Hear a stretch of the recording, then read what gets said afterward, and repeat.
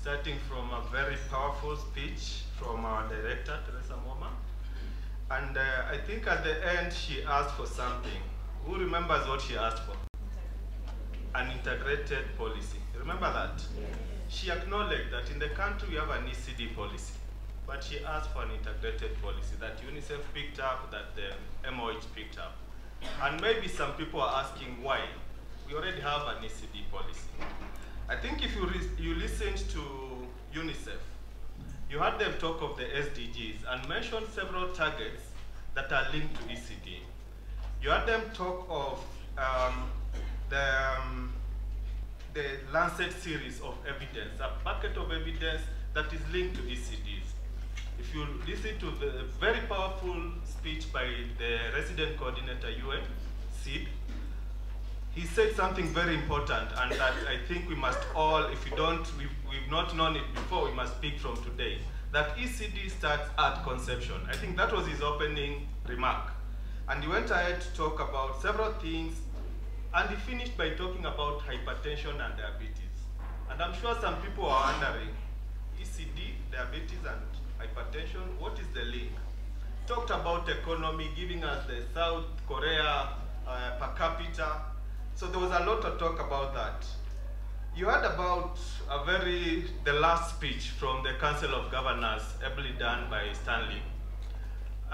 He talked about a lot of investment, and he elaborated where the investment is going. So that's one thing that he talked about. But he also mentioned something very critical that as ECD practitioners and managers and policymakers we must think about. He noted that in those places where they're investing, they are noticing that boys are enrolling more than girls. So girls are being left behind. In the nomadic populations, they're enrolling less than the other populations. Some people are being left behind. The children living with disability are not enrolling as much. So some people are being left behind. So in the morning, we had a lot of speeches touching on several things, but linking all of them to ECD. So at the global level, how do we bring all these together? The policy issues, the investment issues, leaving no one behind, making sure that it's integrated, making sure that we are thinking of this child even before they are born. How do we bring all that together? So that was what led to what I'm going to talk about, the Nurturing Care Framework for Early Childhood Development. So this is a framework that was launched in May at the World Health Assembly. World Health Assembly is a forum where every year 194 countries, heads of states and ministers of health meet together to discuss the direction that health is going to take. Someone noted particularly that the head of child health unit from health was seated here. I don't know why he singled out that person, but I think it's significant because sometimes when we talk of ECD, we think of education. We don't think of health. So it was significant that the health head of unit was seated here. And that is why this was being discussed at the World Health Assembly, not the World Education Assembly. So then we must think of that link, and we must bring that link. And that's what I'm going to talk about in this presentation. So what is nurturing care? I think we've had several terms today. We've had early child education, we've had care for child development, we've had nurturing care. What is nurturing care? So nurturing care are conditions created to be able to bring policies together, programs together, services together, to ensure that children get good health, to ensure that children get good nutrition, to ensure that children are protected from threats. And that is why we had someone from child protection here. And it's all integrated. It also means giving young people opportunities. I think we had a lot of speakers talk about that early investment, that first 1,000 years. I think UNICEF told us that if you do it very well there, those children who have received good nurturing care at that young age will have 25% higher economic and higher incomes in adulthood. So that opportunity, you lose it if you don't invest in that earlier. And it covers from 0 to 4 years, not from when we are talking of preschooling. So when we're investing, we're not just investing in ECD centers where the children will come from 3 to 4 years. We must think of the 0. And later on, I'll show that even beyond the 0, you must think of this person who is preparing to conceive. Because as we heard in the morning, if they are malnourished, you end up with birth asphyxia, we end up with children who have disabilities, and there's very little you can do at that point if you do not take action much earlier. So our scope is that wide. The caregivers, I think this was emphasized by several speakers, including the UNICEF speaker. If the person who is living with this child on a day-to-day is not able to offer the best nurturing care, whatever you do at the health facility, whatever you do at the education institutions, you will not achieve your goal of giving this young person the best opportunity. So caregivers are very central in this framework. So this has been the path. It's not something new. It started a while back during the development of the Millennium Development Goals. If you remember then, for us, especially in our sub-Saharan Africa, the focus was reducing under-5 mortality. And we heard from children, we've done very well. Our children are surviving. But we heard from, I think, was it Honorable Mahmoud, about they're surviving, but what are they becoming as adults? What are they employable? Are they going to give us the economic benefit we want to get from them? Sid talked of the economic dividend, that demographic dividend that we need to reap from these young people. Are we going to get it if we have not nurtured them well? So from that time, there was that realization around 2005 that yes, mortality is reducing, but what are we raising? What are we nurturing? What children are surviving, and how are they surviving? So at that time, the World Health Organization put up a commission to look at social determinants of health, and it came up with two very powerful reports that, as ECD practitioners, I'll encourage you to go online and look for them. One of them was closing the gap in a generation. The realization that poverty, if you are going to end poverty, remember our SDGs, if you are going to end poverty, you must start at that very young age. And I think that was quite elaborated in the model. The other one was about the early child learning as a powerful equalizer. That if you are going to think of the agenda of equity, we must think from that young age. Because it's at that young age that you are developing the economic empowerment of these people that are growing up. Then that came into the SDGs, which I'll talk about, and the SDGs developed several documents from them to try and implement the SDGs.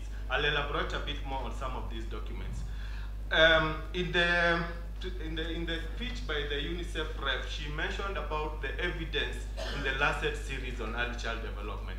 A very powerful series that, again, as early childhood stakeholders, I think you have no option but to read that evidence. It will encourage you to see how things are interconnected and what really you are doing, what change you are making on this world. So I'll just go deep into some of these documents.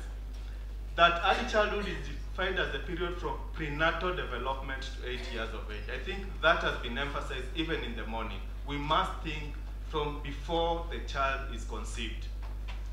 That those experiences in that young age are very critical for the future development of these people. I think that has also been elaborated, and all the evidence is there. That early child development, including health, including physical well-being, social-emotional, language, cognitive domains, they all strongly influence basic learning. So if you don't take care of these other areas, irrespective of how good our education institutions and our teachers will be, the brain will not be prepared to receive that education. So they are all interconnected. Then the equity from the start, I think we've talked about how what you do at that early age has an impact on how this young person develops, how much they will earn in future, because if they don't get that education at that young early age, if their brain is not developed at that young age, if they are cognitive, if they are socio-emotional, their ability to socialize and mix with people is not developed at that young age, they'll definitely be the adults that will be giving us problems in our workplaces, in our higher institutions of education. So there is a lot of work that we need to do there. The Lancet series has a lot of evidence, and I will not repeat this because I think the UNICEF rep quite elaborated the figures, the numbers, and these documents are available online. You can look at that series and see what evidence there is. But some of the things that they noted as main causes of poor child development were things that are outside education: stunting, micronutrient deficiencies like iron, what you are being told about deworming and giving supplements in schools. Things like inadequate cognitive and social emotional stimulation. Simple things like stimulation. As Dr. Warfa was saying, interventions that will not cost you much, but the benefits are so enormous. Then integration of health and nutrition with validated home or center-based psychosocial interventions are cost-effective approach. That is evidence that has been shown. That to achieve the goals of reducing poverty, and I think we must always remember that these are powerful equalizer. What we are doing to these young children will actually move them from the economic level they are to the next level. So out of that, the world nations came together and agreed on this global strategy 2016-2030. That is what is guiding in the health sector, what we do for women, children, and adolescents. And in this strategy 2016-2030, there are three key principles about thriving. That is ending preventable deaths. And we are saying that that area we are doing well. But there's also the thriving area. So the surviving, ending preventable death. But the thriving area. After you survive, how do you survive? Are you surviving as a person who is a problem to society, or are you surviving as an asset to society? And what environment are we creating to ensure that you thrive the way we want? And then transforming our environments, making sure that as you thrive, there's an environment that is able to nurture you. There is a job that we are expanding, job market that we are expanding, that there is security, that the society is transforming to be able to accommodate you. So those are the three principles behind this. I think the SDGs, again, this was touched with the specific targets, target 1, target 2, target 3, target 4, target 16. I think the UNICEF rep was very elaborate in saying what each of them has, but we are not going to achieve these targets if we are not linking them to early child development. So, the vision of this nurturing care framework is a world in which every child is able to develop their full potential and no child is left behind. So those children that Riachi was talking about, the nomadic children, those in settlements, poor settlements, those girls that are not being enrolled as many as the boys, we must think of them as we are thinking of ECD. No child should be left behind. So out of this, and realizing, if you listened in the morning, there was health talk, there was education talk, there was economy talk, there was protection talk. All this has been put together in this framework that looks at the nutrition, and not just nutrition, but adequate nutrition, the appropriate nutrition, that looks at responsive caregiving. How are we building the capacity of this caregiver to be sure that they are meeting all the stimulation needs of their young ones? Security and safety. How is our environment? Our children safe when they are playing? Are we able to let our children roam outside and we are comfortable in the house? How are we thinking of security? Opportunities for early learning, the ECD centers that we talked about and the investment that we put there and the training of teachers that we put there. What opportunities are we giving them? Good health. How are we ensuring that these children are coming up in the best way possible in terms of health? So this essentially summarizes that framework. What does it convey? It's a roadmap. So it's just something to guide us. We are already doing a lot, as you've seen, as you've heard from the presentations in the morning, as you've seen in the exhibitions out there. There's a lot happening in the country. This is just a roadmap to try and focus us so that our objective, our mission, our vision is achieved. It addresses risk factors for optimal child development. It's talking about the various components, the domains I've talked about. Policies, and you remember I started by talking of the policy that was requested for.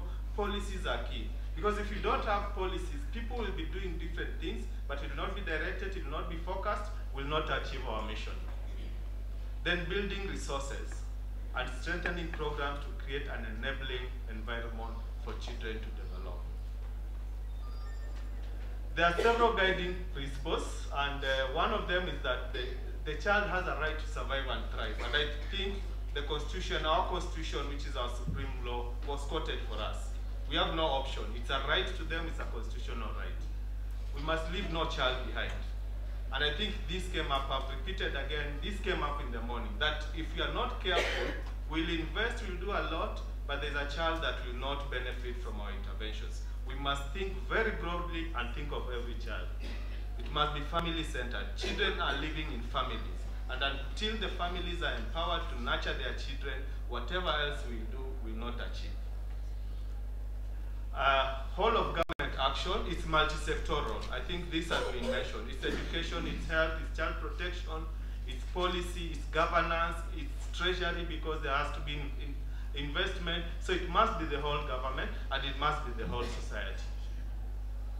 So out of this, there's a proposed implementation model, realizing that you cannot reach every child with all the interventions you need. But again, also realizing that not every child needs all the interventions you have. So there are two pyramids. There's a pyramid about the population coverage, that all caregivers and children will receive some universal support. So some minimal interventions that are universal to everybody. But there is that family and children that are at risk, that will require a bit more interventions so that they're not left behind. And then there is that very specialized family with additional needs. So you need to focus more interventions there. So there's a universal support for everybody. There's a targeted support for those at risk, and there's and then there's indicated support for those special children with special needs and special families with special needs. So this is the model that we are being encouraged, so that we can use our little resources to reach everybody and leave no one behind. Again, the multi-sector approach, everybody must do their bit. If health is not doing their bit, if education is not doing their bit, if nutrition is not doing their bit, if agriculture is not doing their bit, finance is not working well, social protection is not helping these children to be nurtured well, we are not going to achieve. I'm rushing a bit because of time. Then, again, I said it's a roadmap. So it looks at all these 5 domains and tries to guide you on what you can focus on. So in terms of good health, what can you focus on? And they are saying this is one of the ways of achieving universal health coverage. And that is a big agenda for our country. So there are specific interventions they are bringing out. In terms of adequate nutrition, what are the interventions that you can think about? In terms of responsive caregiving, how can you empower the parents? For example, do we give our parents enough paid leave when they conceive? And I'm saying parents, not just the mothers, but the fathers. Do we give them adequate time to bond with this child during those early days? In terms of opportunities for early learning, are we putting investment, as we heard from the Council of Governors, in that area, both infrastructure and the human resource, to be able to provide that opportunity to learn? Security and safety, what are we doing about it? So if you look at that framework, it guides you. It gives you a roadmap on what you need to do in each of those areas to achieve that universal goal. In terms of health, and I was always emphasizing in the morning, you'll not just look at this 0 to 8-year-old child. Because if you do that, you'll have the malnourished baby being delivered by a malnourished adolescent young girl who will not give enough information to make the right choice not to deliver as an adolescent. So you must think of the life course. You must have some interventions before delivery. You must have some interventions for that young child. The immunization we heard about, the nutrition, the deworming, all those are part of early child development. Because the goal is to give this child the best possible opportunity. And you can't do that if you don't think of this complete cycle. So how do we achieve this? How do we create this environment? We are realizing that the child at the center, the immediate environment is the caregiver. So the champions that Professor Inaina was talking about is very key. You must have people surrounding these children who are empowered to give the best nurturing support that they can. But these people are living in a community, and if this community is not supportive, if this community is not empowered, if this community is a community that you cannot even allow your child to go out there and explore and develop their brain, then you're again not going to achieve much. So that community empowerment needs to be there. The services we are talking about, the health services, the education services, the child protection services, the nutrition services, they must be part of the package.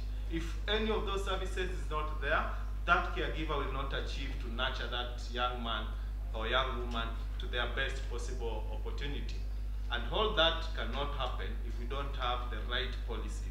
So I'm very glad to hear that actually we are now immediately starting to embark on developing the right policies. There are strategic actions that are suggested in that framework. One is to lead and invest. So there must be some leadership, some governance. There must be some investment. We must focus on families and their communities, not just the institutions, but family and their communities. We must strengthen the services, the health services, the education services. We must monitor what we are doing. We want that in the next ECD conference, Teresa Momo will be giving us progress. This is where we were in 2018, this is where we are in 2019, and this is where we want to be in the coming years, based on those targets that were already discussed. And then use these to innovate. We've heard about minimum resources, we've heard about children being left behind. What innovatively can we do to make sure that nobody is left behind, to make sure that our little resources are being invested in the best way possible to reach as wide the population as possible. There's a framework of milestones that are expected to be achieved, and I want to believe that this is some of the things that our policies will be looking at. How can we achieve these kind of plans to be able to achieve this in the next 5 years? I am seeing my time is up, so I thank you so much. I'd remind you that if we change the beginning of the story, we change the whole story. Thank you.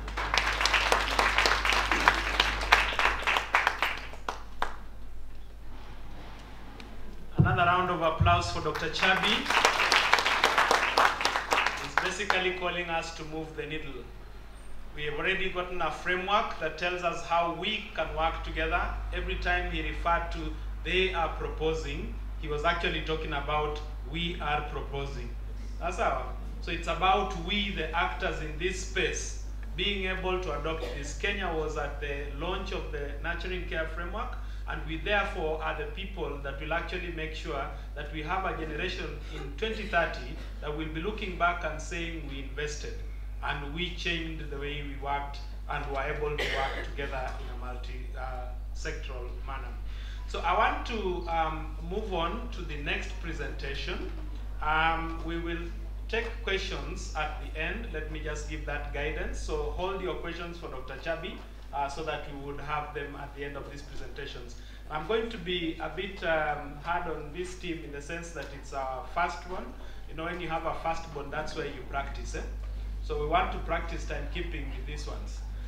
So as they come on, we will try to rush them so that we can make up for the time that we lost. Permitted, we will have our lunch possibly at around 1:30 or later. Is that okay? Because in the afternoon we have our sessions. So I want to introduce Elizabeth Gitonga. She works with the African Early Childhood Network, AFCAN, as most of you may know it. She is the national networking focal point, coordinating the ECD national networks in sub-Saharan Africa. So she does not just look at Kenya, but looks at what is happening globally. So for us to be able to achieve what is in the Nurturing Care Framework, please, what can we do through partnerships? Karibu. Hand for her as she comes so that I don't feel alone.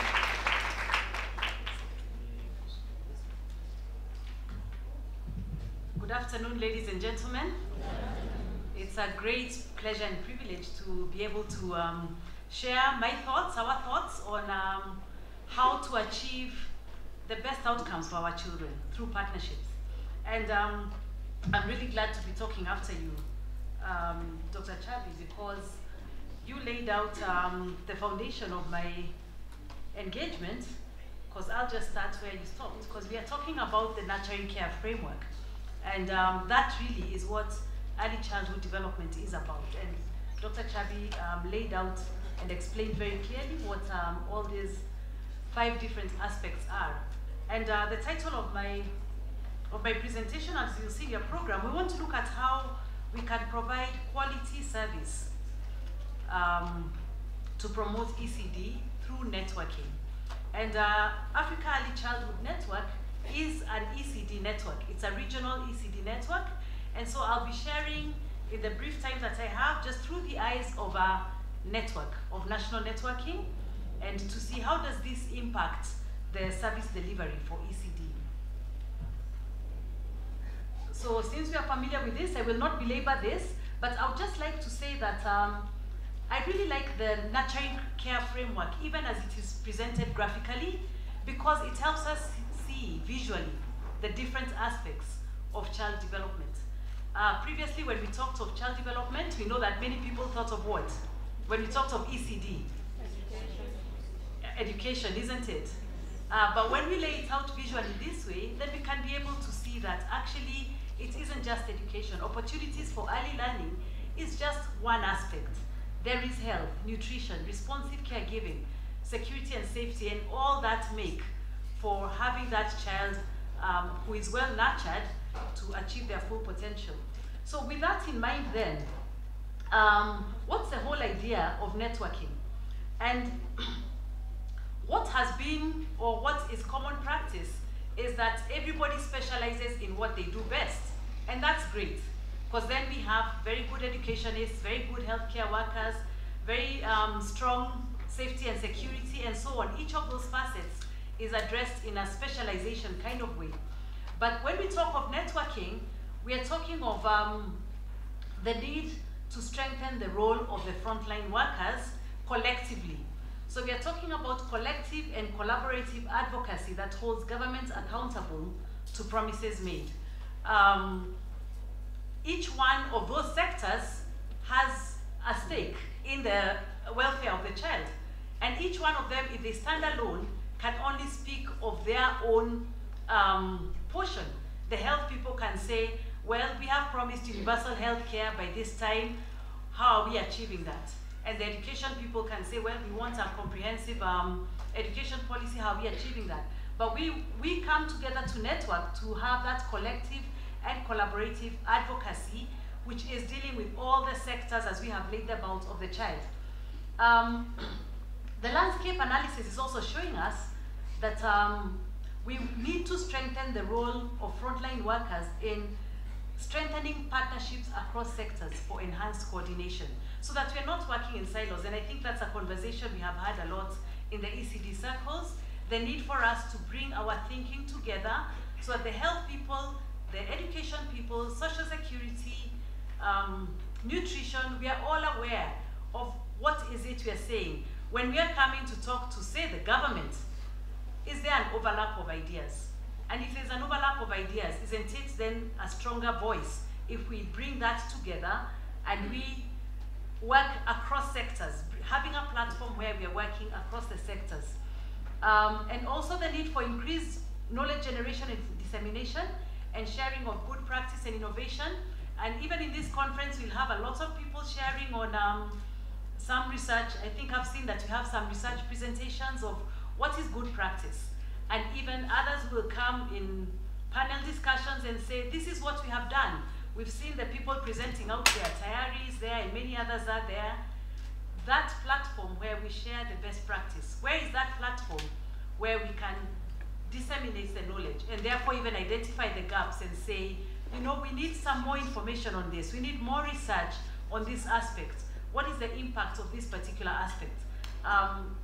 So having that platform to be able to do that and supporting development of key resources and tools for quality improvement, because every practitioner needs the right tools to work with. And then providing that platform for the frontline workers to say, you know, we are needing more tools for, we want to equip our parents with responsive caregiving ideas and skills. How do we do that? What are the tools that we can use on the ground? What are the tools that we can use in the pre-primary education? So the need to strengthen the frontline workers in these 4 key areas then gives a rationale for networking, so that when we have that one platform where we can achieve these 4 objectives, then we have a stronger and collective voice. So Africa Early Childhood Network, as I mentioned, is a regional network serving sub-Saharan Africa for ECD networking. And our vision is that all children in Africa grow up in a safe, healthy, stimulating, and happy environment, able to thrive and achieve their full potential. And for that to happen, as we have heard even from many speakers here, no one can go it alone. We need all of us to be in this big agenda. And so the mission that we lay out is to serve as a platform for the promotion of excellence and collaboration in protecting children's rights, influencing policy and practice through advocacy, strength and partnership, and sharing of experience and knowledge. And so towards that, we have our 5 program areas, and you'll see that in each of these, we are trying to address all of those needs. What are the needs of the CSOs? What are the needs of academia? What are the needs of private enterprise? How can we come together and bring this out? And so just grouping them together into 5 strategic goals: enhanced advocacy, being that strong voice for advocacy, strengthen partnership through, and I think this conference is really a good example of strengthened partnership. The ECD Network of Kenya is actually one of our advocacy partners. Our advocacy partner in Kenya. We have many others in 14 countries across sub-Saharan Africa. But Dr. Mwoma, I doubt you'd have been able to put together this strong platform without the strength of networking. And you could do it alone. It would just be a single voice. But when you bring all the different organizations that you named that are part of the ECD network for Kenya, then you have a platform where we are bringing a collective voice. And so AFCAN's role in this is strengthening the capacity of networks like the ECD network for Kenya, looking at their organizational capacity and coming alongside and saying, how can we strengthen you so that you actually are an advocacy voice for ECD in your country? And we have that organized through Eastern Africa, Central and Western Africa, and also Southern Africa, where in each of those regions we have about 4 or 5 countries that have formed national networks. And AFCAN is happy to come alongside and support those efforts. And we have regional coordinators for each of those, and we do actually have our Eastern Africa regional coordinator who has come to this conference. So we have found great strength in that, but our strength is in the strength of the ECD networks. Our strength is in an opportunity like this, where we see many ECD organizations coming together to lay out the ECD agenda and therefore achieving impact for these children. And knowledge generation and dissemination, working through implementation research, looking at what is in our context in sub-Saharan Africa. Where are our realities recorded? Do we have data that speaks to the children of sub-Saharan Africa? Where are the research gaps? And how do we then address this? And one of the programs that we have been running and are very excited about is a mentorship program where we bring junior scholars, link them up with senior mentors, and work through an implementing organization to then feed into the knowledge of ECD in the continent. That these scholars then would be able to bring out critical evidence that then would guide ECD policy, ECD practice, ECD programming. And we have our improved practice goal also, just looking at what is best practice on the ground, how can we grow this, how can we leverage on this, how can we disseminate this among various practitioners. And in this season, we are actually working very closely with the Ministry of Health in the CCD program, the Care for Child Development, and seeing how can we disseminate that across the region. And Dr. Mwoma also mentioned that this is an area, I don't know whether it was you or one of the other speakers, but this is an area that ECD Network for Kenya has been able to reach 200 people currently with the training on CCD. And we do have also just within here also our colleagues who are working in that docket. And the leadership development also being a mentorship program, because we want to see CCD champions rising up after we are gone. You know, where are the young people? Who is going to be the voice of CCD in this country and making that progressive generational voice, so that it doesn't die off with a critical mass of people, but that we are continuously raising up champions. And so with that, we are working closely with the World Forum, raising up ECD champions through, again, a mentorship program. So I am highlighting that just to kind of show you the kind of strength that we can achieve through ECD networking. And we have all these communities within our framework, national networks. As I've mentioned, we have 14 of them currently. An exciting development is that through networking again, through the efforts of all our partner organizations, we now have coming up representation in the Africa Union in the ECCE cluster, Early Childhood and Care cluster. And this is exciting for Africa, because then that means that we have a seat in the Africa Union Commission to bring the ECD agenda. And that's part of the advocacy program, advocating through regional bodies like the Africa Union, the SADC, the ECOWAS, the ESC, to bring in the ECD agenda.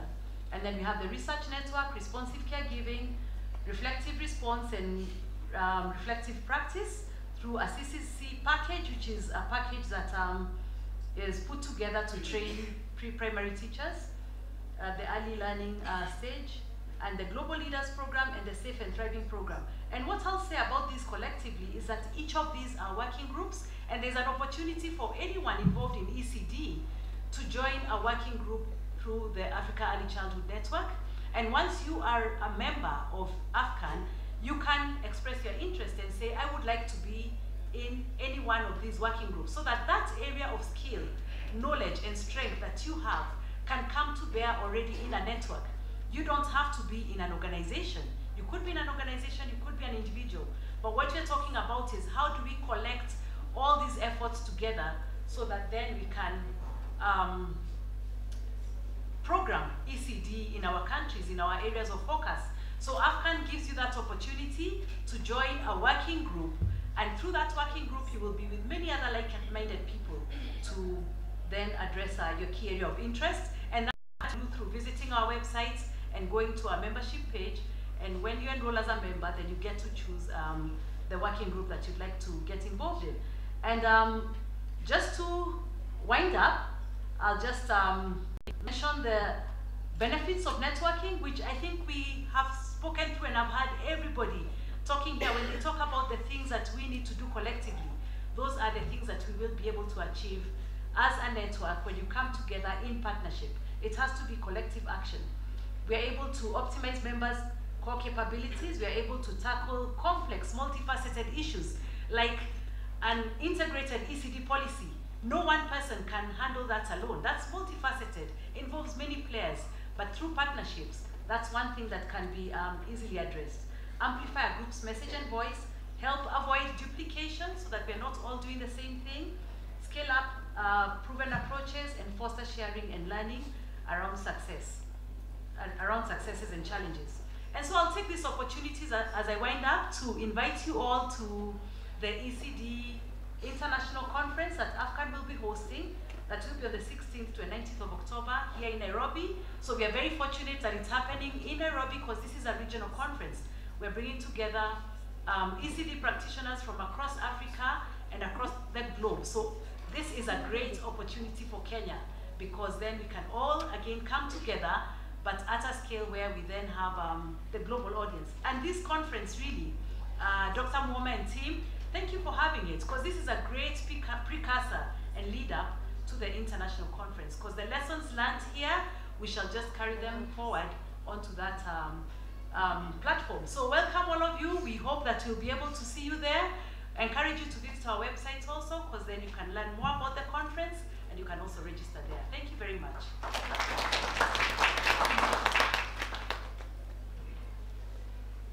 Thank you, Liz. A better round of applause for Liz. Most of us in this room may not have known about AFCAN or the Africa Early Childhood Network, but it is bringing the world to Kenya. It is bringing us to a place where we can have a community of practice. Please don't be out there on your own, not knowing how to go about things. Join the others. There's a platform for you to become a member. There's an opportunity for you to be part of the move that is taking shape within Africa around early childhood development. We are now getting better definitions of what early childhood development is. So I want to assume that as we listen, we will definitely pick this up. So we have heard quite a bit about the nurturing care framework, the partnership that is bringing multi-sectoral stakeholders together. But then do we have an understanding of how this can be implemented in terms of just delivering it in the form of a training, curriculum, and so on? So at this moment in time, allow me to speak about someone who is the Senior Deputy Director in charge of Curriculum and Research Services, Department of, the Curriculum and Research Services Department at the Kenya Institute of Curriculum Development. She has been a teacher, she has been a lecturer, having worked for various for a number of years, actually 7 years, before moving on to the current position that she is holding. She has trained teachers in curriculum matters within South Sudan and Botswana. She is currently undertaking a PhD in curriculum development at Moi University and holds a master's in curriculum studies from the University of Nairobi, along with a Bachelor of Education degree from Kenyatta University, where we are. So she holds a certificate in education planning from the Institute of Education, that is the International Institute of Education, which is under UNESCO. And she is a co-author of several UNICEF-sponsored instructional materials. And I want to invite to this podium Jacqueline Chimungeni Onyango to come and make a presentation to the team that is in this room today. Jacqueline?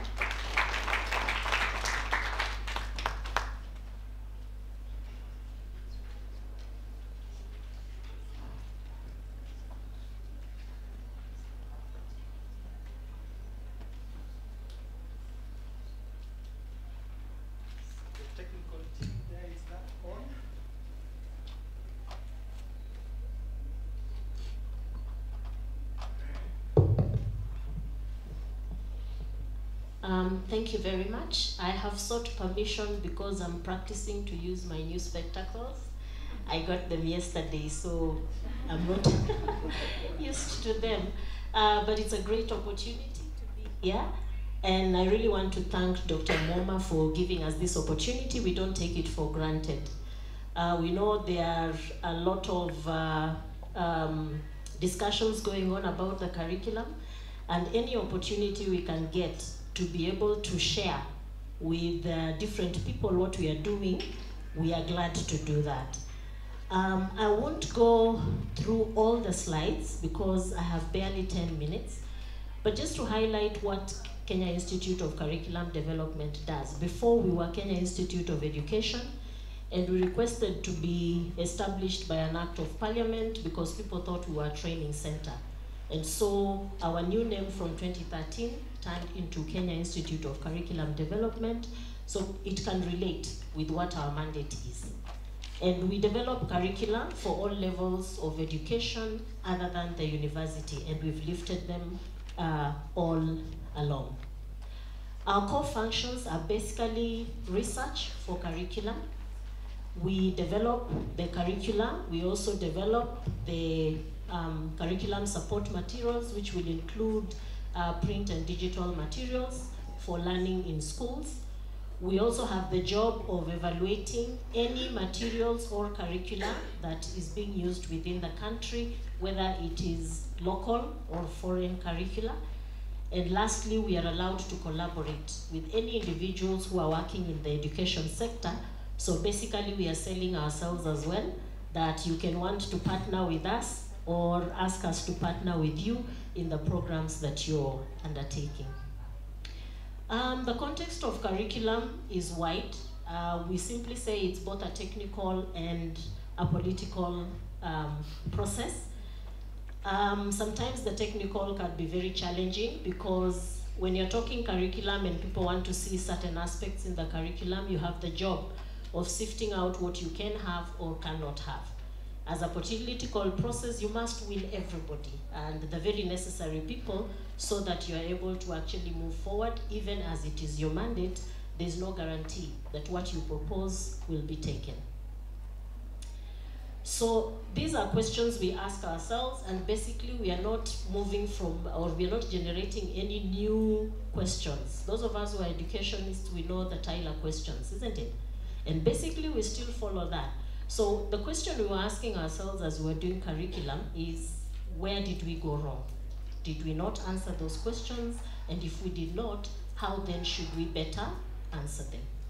So we are just seeking basically to improve the curriculum so that we can ensure that what we are giving to the Kenyans resonates with what they become or what they can do when they step out of the education system.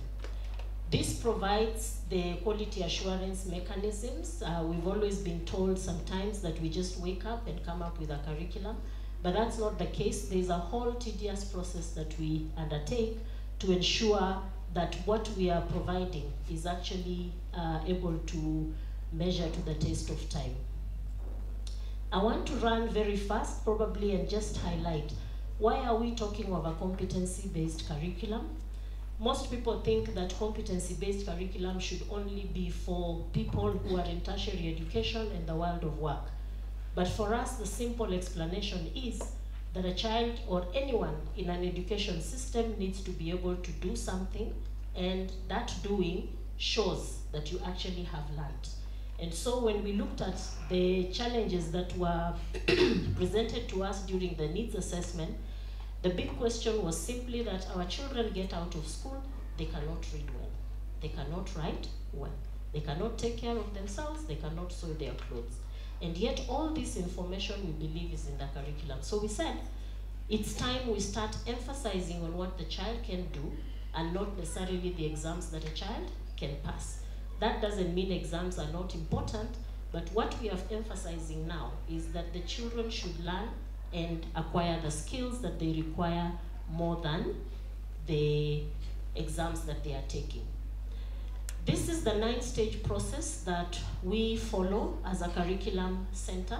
We begin with a needs assessment at every given time, whether we are reviewing or we want to develop a curriculum.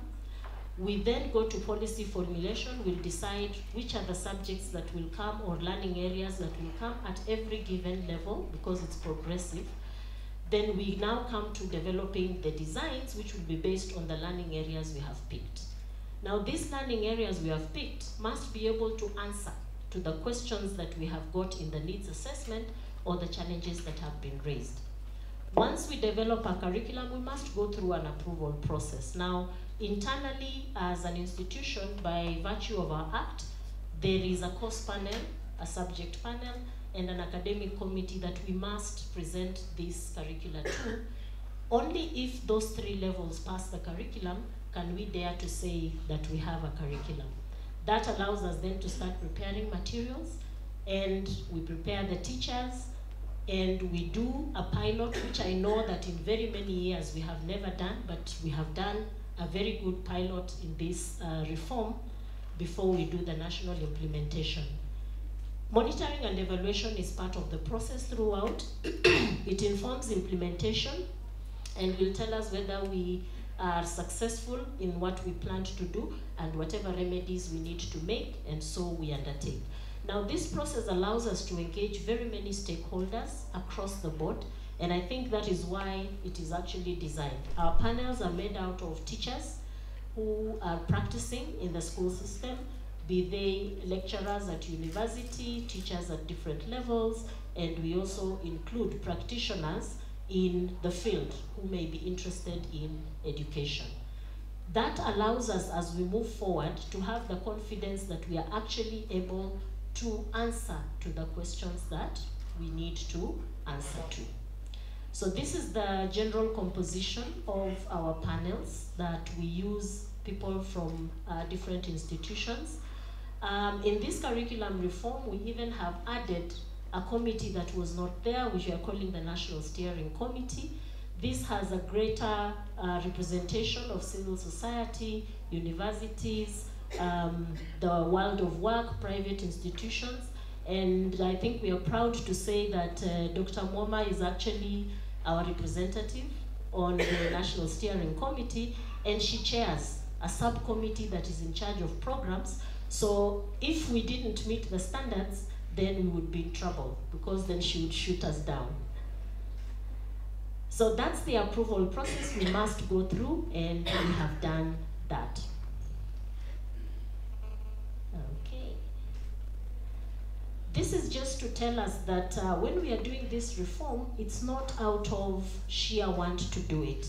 We subscribe to global standards, we subscribe to regional standards, and we also subscribe to national standards. We have a constitution that is clear.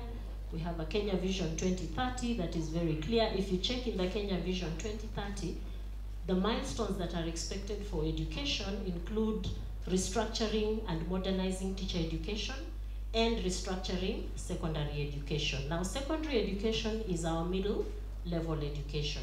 So you would not be able to restructure secondary and leave out the primary and the higher level at tertiary institution. So all this information based on our research component was able to give us the direction that we require so that we are in line with everybody else. We are aspiring that with this competency-based curriculum, we will better help our learners in terms of achievement of the sustainable development goals, because that is what the world is looking at. And when we look at these goals, they're actually not anything out of the blues, but it means that we still haven't gotten to where we are, and we want to make sure that as a country, we have facilitated our learners to be able to achieve this in their own context, wherever they might be. These are institutions we have collaborated with, and so we are saying we can continually collaborate with any other institutions. As I live here, I think I will have a list of people I may want to seek help from as we move forward, because it is critical. We are changing just to improve the curriculum. We are not discarding what the curriculum we have is about, and that is what curriculum is. It's dynamic. We develop curriculum to ensure that we are answering to the changing needs. So what we are saying is that we are just improving in terms of ensuring that what our goals were before and have not been achieved can now be achieved in a structured and organized way. So we want to focus on competences. What can the child do? We are not saying that content is bad, but if I have been trained or I've been taught, what is the teaching for? Is it for me to get 100%? But what does that 100% mean? So that it doesn't become a problem when I have 100%, but when I perform, you say I cannot perform. So there has to be congruence. At the end of the day, we want to just ensure that every child who comes through our system is given the due preference in terms of what they are able to achieve, because they come with anticipation. And so it is our job to ensure that as they leave the system, they are living with what they feel they have added value and not feeling like we wasted their time.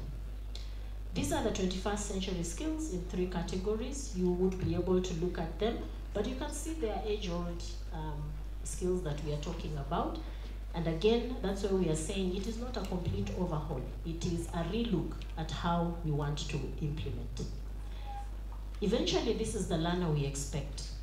That this learner will be able to be self-directed. I'm sure as I'm saying this, we can remember our young people who are just sitting at home and doing absolutely nothing, and because they are waiting for somebody to guide them again to do what they think they need to do. So a wholesome individual who, when we talk of holistic education, it's not about the scores that you got. Whatever you got, you are able to manage in life as best as you can. So based on this, we have developed the basic education curriculum framework. This takes care of early childhood education all the way to grade 12, which is our current Form 4. We are proposing that we shall change the labeling of the classes from standard and forms to have a uniform grade 1 to 12 and retain pre-primary 1 and 2. So these are the components that are based on the education framework. We have core competences, which we'll just run through shortly. We have a mission and a vision for the same. And we are ensuring that within all this, we cover the national goals as they are required, because those are what we are using to guide education. We have 8 national goals. We have not touched them. These are what we had in 2002 when we reviewed the curriculum. We still think we have a long way to go, so they have been retained as they were. Our vision for this is that we shall have an engaged, empowered, and ethical citizen. For us, that is a powerful statement, because this is the Kenyan we want to define, moving away from all the challenges that we may have. And the surrounding means that we must provide that environment for this to happen. So again, it's bringing in collaboration with everybody else. What is our mission? Is to nurture every learner's potential. And I'm a very happy girl today, because Daktari has just talked about the same thing. So I'm not away from what the expectations are. As you nurture and care, let them come to school, and we also now nurture their potential as we move forward. We are emphasizing on values because of our constitution, but also because from our needs assessment, our value system is very low as Kenyans. So we want to make sure that we are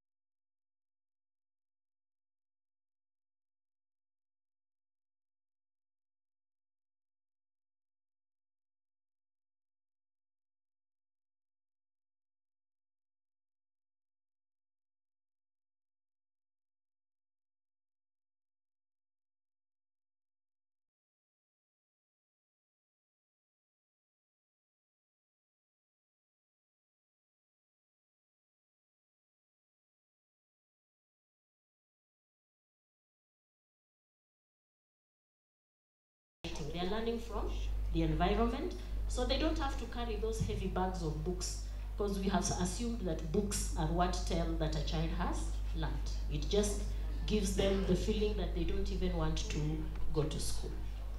These are the competencies we want to achieve at the end of every level. And this cut across from pre-primary to secondary. And they are all very critical, because they are the basis on which the child will develop and actually generate their career. So how have we organized the new or the preferred education system? We have clustered the system into 3. Early years education, middle school, and senior secondary. In early years education, we are clustering the 5 levels of learning: pre-primary 1, pre-primary 2, grade 1, 2, and 3. We want a progressive learning for a child when they get into school until about the age of 8 or 9, when they proceed to the next level. In middle school, we have 2 levels. We shall have upper primary, which will be 3 years, grades 4, 5, and 6, and lower secondary, which will be 3 years again, grades 7, 8, and 9. And then these children will graduate to senior school, where they have grade 10, 11, and 12, and they can actually choose the various pathways they want to go to. So critical for us then, as we are in this conference, is what do we have in store for early years education? And why did we even think this? This was a thinking that was grown, especially when we had the policy of 2010 that said that we can actually have the pre-primary attached to the primary. So then we said, if you have that kind of opportunity, then there is reason for us to ensure that we can actually prepare a curriculum that will allow that to be easy. Number 2, we looked at it from the point of view that The child needs to have a progressive learning and not feel like one environment seems to be better than the other. And this came from our observation in January, whenever children are being taken to Standard 1 and the radios and TVs are showing us what's happening, you have a whole world of howling children, isn't it? Because seemingly the environment that they have been through seems to be taking them into a different environment, and indeed it is. As we observed the pre-primary schools also, we noticed that there's a lot of material that learners use.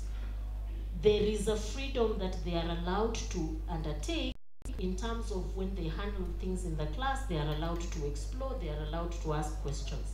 Let the children come to class 1. It is sit down quietly, face the blackboard, don't talk until the teacher speaks. So we ask ourselves, what wrong do we have if we did a progressive curriculum that would allow the child to go that direction? And so that is what we have.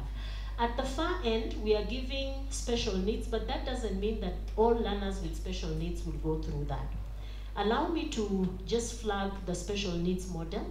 Critical in special needs is assessment, and once an assessment has been done, then the child can be placed according to the category of disability in terms of the severity or mildness that they are in. For those who are mild and are able to go through the regular curriculum, they will go through the mainstream curriculum. But for those who are not able to go through the mainstream curriculum, then depending on what their level of disability is, we have prepared that curriculum. So we have curricula that we have adapted. We have curriculum that is for the gifted and talented. We have curricula for children who may have disorders but just need intervention programs within the learning environment they have. But we also have specialist curricula for children who are completely not able to go through the mainstream. And finally, we have the children who will not even go to school. And so we have prepared some programs for the home-based learning to allow them to still achieve their potential, because our mission is to ensure that every learner, we nurture every learner's potential regardless of what their challenges may be. So if I take you back to that model then, this is the curriculum for children who are in the category of autism, the mentally handicapped, and are not able to go through the mainstream. They have a curriculum that starts them at a low level. They can graduate into the next level and to a higher level depending on what they are able to achieve. So for us, it brings out the level of competency very well. Very quickly, if you allow me to just give you a glimpse, this is just a repeat of what I have spoken, but it's normally important to break it down so that you can have a look at it further. These are the learning areas that we have selected for pre-primary 1 and 2. You note that we, from the diagram of the basic education framework organization, the learner we are looking for at this point is from grade 4, not grade 4, age 4, and not the 0 to 3. I know KICD had a curriculum for 0 to 3, but we are saying when we come to the school, we want the child at 4 years, let parents do their job. If the child has to go to school when they are below 4 years, let them just go to play, eat and sleep. Let us not harass the children to start too early. And that's why we have parental engagement and empowerment, so that we can encourage parents to actually take up their jobs. The subjects graduate to the different levels, and continuously then you are able to see what this child will be able to do as they move up. It's very important because this is where we begin to pick the competences of learners. But at this level, we don't expect to be able to say that this child will be an engineer or will be a doctor. We just want the children to explore, and you can say Jacqueline is multifaceted, but John is only good at this line. But that doesn't mean that they have a career choice at that point. But as they move progressively and we are continually picking the competences, then you can help to guide the child in which pathway they shall go. Grade, this is middle school. Again, it's a general curriculum. These are the subject areas that we have for them. But now when they get to senior school, then we have broken their pathways into 3 main categories which they can take. arts and sports sciences, social sciences, and then science, technology, engineering, and mathematics. The first pathway has 3 tracks: sports, the performing arts, and the visual arts. Then we have the social sciences, which have got the languages and literature, and business and humanities. STEM takes the bigger chunk because it has the pure sciences, applied, technical, and career. I'll just flag one of the pathways. This is the arts and sports pathway. So if I was to choose to do sports, and this is from grade 10, our current Form 3, then this is what I would undertake. I simply have core areas that I will undertake, but I'm allowed to pick a specialized area that I can go to. And this is what I'll be working on, and it becomes my career path. If I'm doing performing arts, that's what I will be able to choose from. If I have visual arts, that's what I'll do. And that goes on then for every pathway. So allow me to just run forward and take us to the pilot we have done and what the impact is. The first phase of the pilot was in 2017. We started it in May because of delay in completing the curriculum. But we have pre-primary schools that are in the pilot program. And so it would be good in your various areas to check which are the schools that are undertaking the pilot and what they were able to improve on. We then moved on to 2018 and we requested to do a national pilot because earlier we had only 10 schools from every county, but now we asked for a national pilot so that we can appreciate the challenge, especially of teacher preparation, because that is usually our biggest weakness, that we will roll out a curriculum when teachers are not ready. And yes, we are learning a lot because we have had to continually put in opportunity for training, and that is going to be the biggest thing that we have to do as we move on. For pre-primary, I wanted to flag out the designs that we have done, but beyond that, we have also curricula for the special needs. So for the first time, we have curriculum for Braille and Kenya Sign Language for children in pre-primary 1 and 2, and even in grades 1, 2, and 3. And we want to ensure that this progressively goes on so that these children start learning that language that they use, which is special to them, very early. We have made the space stage-based. These are the children with the autism and mentally handicapped. You can see we have very basic skills. Teaching them how to eat, teaching them how to clean themselves. Some of them may even need to learn how to sit, those who are with cerebral palsy, etc. So pre-primary is critical for us. We have also adapted curriculum for the same, because we are saying at no point are we going to leave any level of learners without the necessary curricula that they require. Now, this is our model for teacher preparation. We are very well aware now, over the years, we have tried to do the training ourselves, and we have come to the realization that we would never be able to do it. So we are using all the other institutions that are related to training. We have master trainers, and then we move on to train trainers of trainers, who comprise of representation from the colleges because they've been doing various programs. There are some teachers who are also very good, but we also have institutions like Kemi and Semastea who have got staff that actually do training. And those are the people we are bringing on board. They even actually train us on some of the things that they do, so it's a very collaborative activity.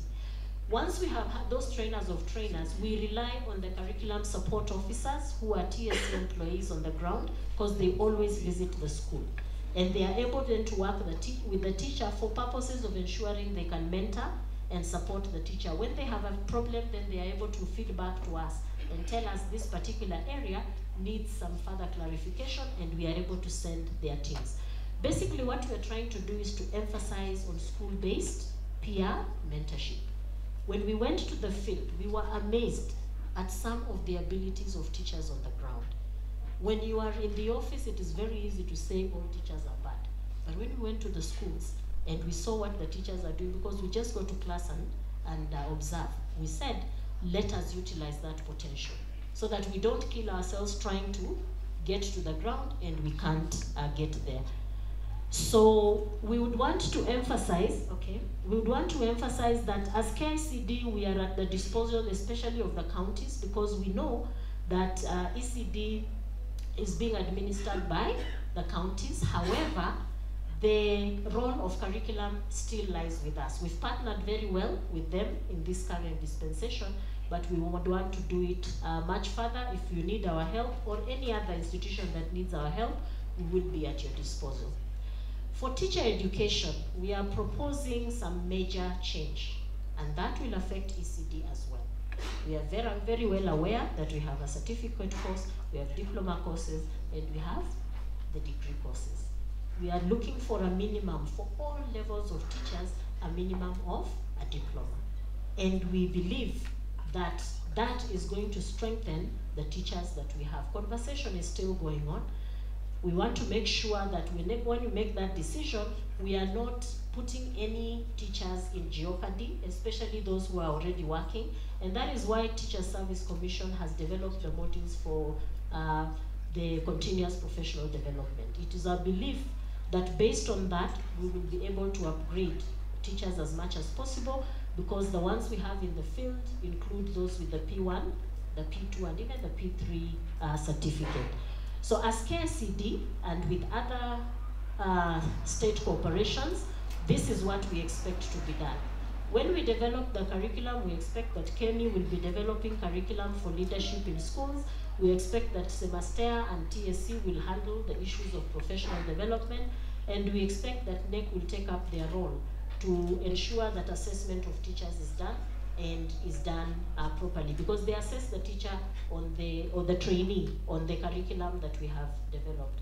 For the teachers in the field, we will continuously train them based on the model that we have undertaken, and we will ensure that that progression goes on throughout. Allow me just to take this slide, 1 minute. This is how we want to roll out the curriculum. If you look at the key, the yellow is indicating the national pilot. We are doing the pilot in grades 1, 2, and 2 fully, and pre-primary 1 and 2. In grade 3, we decided to keep ourselves to the schools that were involved in the pilot, so that we can assess the children at the end of grade 3 on the competences we expect them to achieve. So based on that, during 2019, we are hoping to roll out the new curriculum up to grade 4, and that will be the only block rollout that we do. Finally, 1 year at a time, so that every time there's a new class being picked up, the previous class, the one that is picked up, will actually have been the last. So we expect our last class 8 to be in 2022, and our last Form 4 to be in 2026. Since the 2027 will be the first class that graduates into tertiary education, we believe that somehow by the time we get to 2030, we shall have seen some results that will have answered to what the Vision 2030 expected. So we are taking it slowly, progressively, to allow us to ensure we have the necessary infrastructure, we have the necessary personnel, so that the program does not fail from us forgetting about what is critical. So thank you very much, and thank you for allowing me that extra minute. Thank you.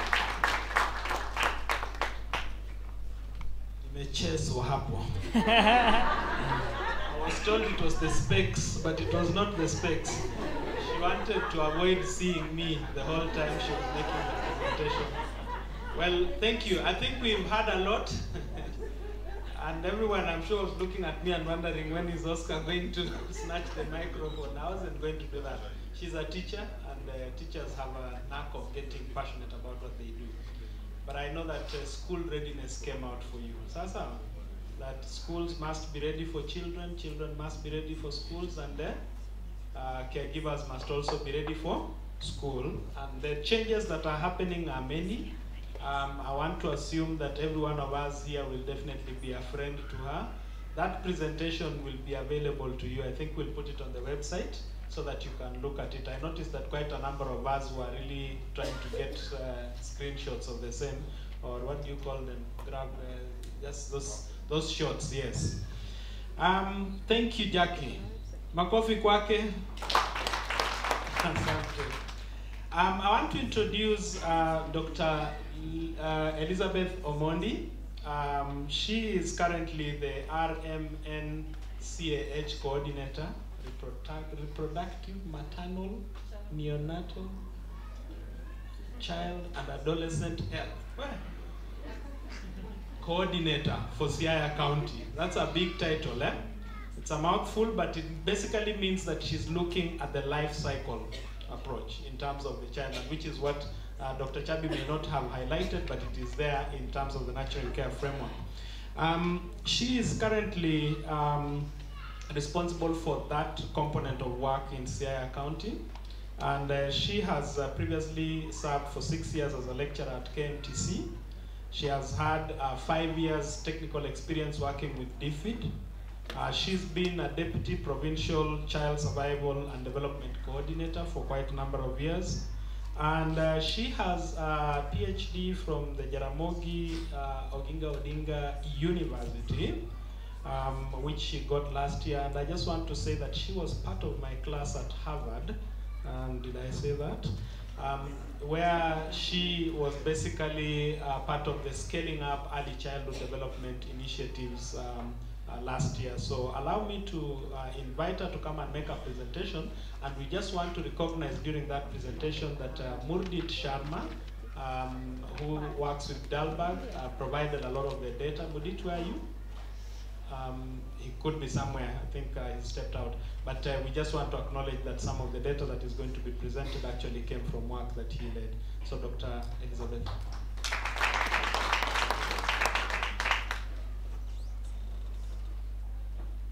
Good afternoon.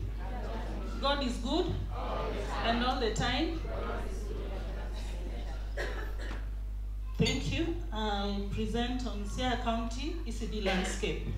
And why Siaya County? I think at the end of this training, at the end of this presentation, you'll appreciate why Siaya County had to present, without which I think this meeting would not have been complete.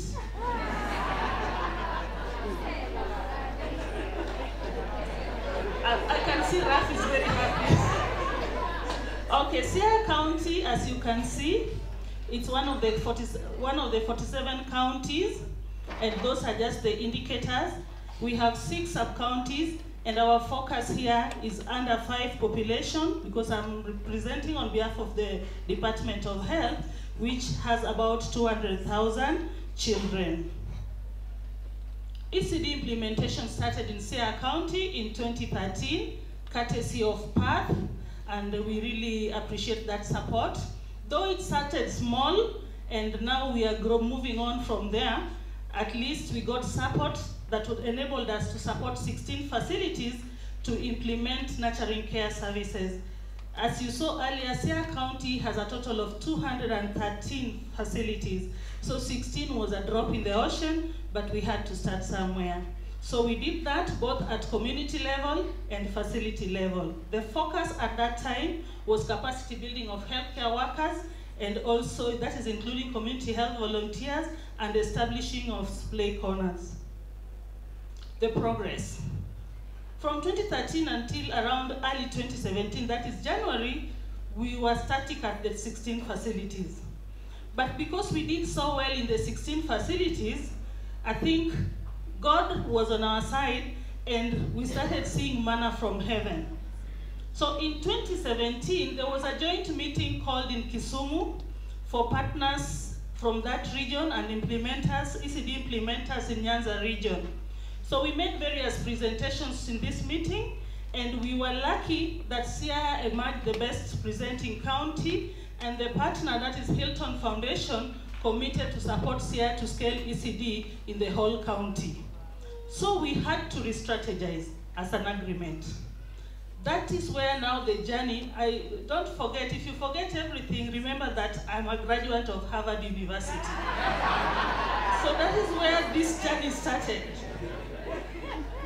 So having emerged the best, and with support from Hilton Foundation, at least our capacity had to be built so that we model an ECD, Siaya County becomes a model for ECD implementation. So what happened is, we agreed that the first thing that we would do in order to ensure that we do not leave any site out, or we maximize the use of the resources that we had, courtesy of Dalrag, I saw Modit here, I think is out, we did mapping of the resources that we had, and especially the partners that were implementing anything ECD in Sierra County. So that mapping was done again through support from Hilton Foundation, and we were able to establish all the support that we had in Sierra County. The purpose of this was to leverage on every resource that we have and maximize the outcome. So then you can see we realized we had so many partners, but we were not filling them. But they were available and be implementing various activities that are ECD related. We went further now to map out for each sub-county who are the partners and what are they doing.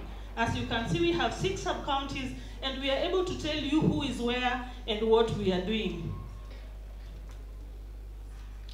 Having mapped out that, we further went ahead and looked at what are they doing and how close are they to the beneficiary, that is the caregiver and the child. And you look at that, you find that we have level 1 partners who engage directly with the beneficiary. Those are the ones in the first circle. Then we have the second circle, those are partners who engage with beneficiary through government services, and you can see them. And then the last circle, that those that do not have their presence in CIA, but support through policy, advocacy, research, and funding. So up to there, we were now able to, we knew what we had, and we had identified the gaps that we had in Sierra County. Then we looked at all the components of nurturing care and the various indicators that we are tracking. The ones in green were those that were already existing in our DHIS, and we further went ahead to explore those that we could add to ensure that we get all the results and that we wanted, based on those components of nurturing care.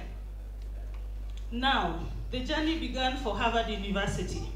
Smart CIA, seeing higher than where we were seeing. So when you hear CIA, it is see higher.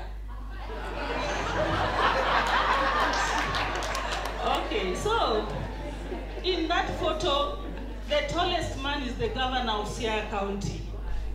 We said that we cannot go to Harvard, come back, and have that political goodwill without involving the governor. So we approached him, and he accepted. In fact, he was so excited because hearing just Harvard alone, even if you are not sure what you're going to learn, you want to go there. So we went, and you can see Dr. Chabi, who was one of my classmates, Oscar, one of my classmates, that is Monica from KMET, myself and the governor. So we went, and we were being, the training was on scaling leadership in ECD scale. So we did that training that lasted about 10 days, and then we came up with a work plan. What was our objective? What was our objective? Our objective was to improve nurturing care services, practices, and early learning through system-based approach. We had a theory of change, and in our theory of change, we felt that if there is a strong political leadership, then early childhood coordination, resource allocation, and service delivery will improve.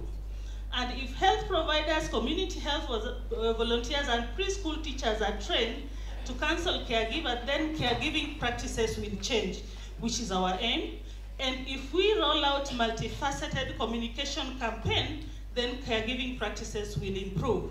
And if we improve responsive caregiving practices and early learning opportunities, then our children will be ready for school.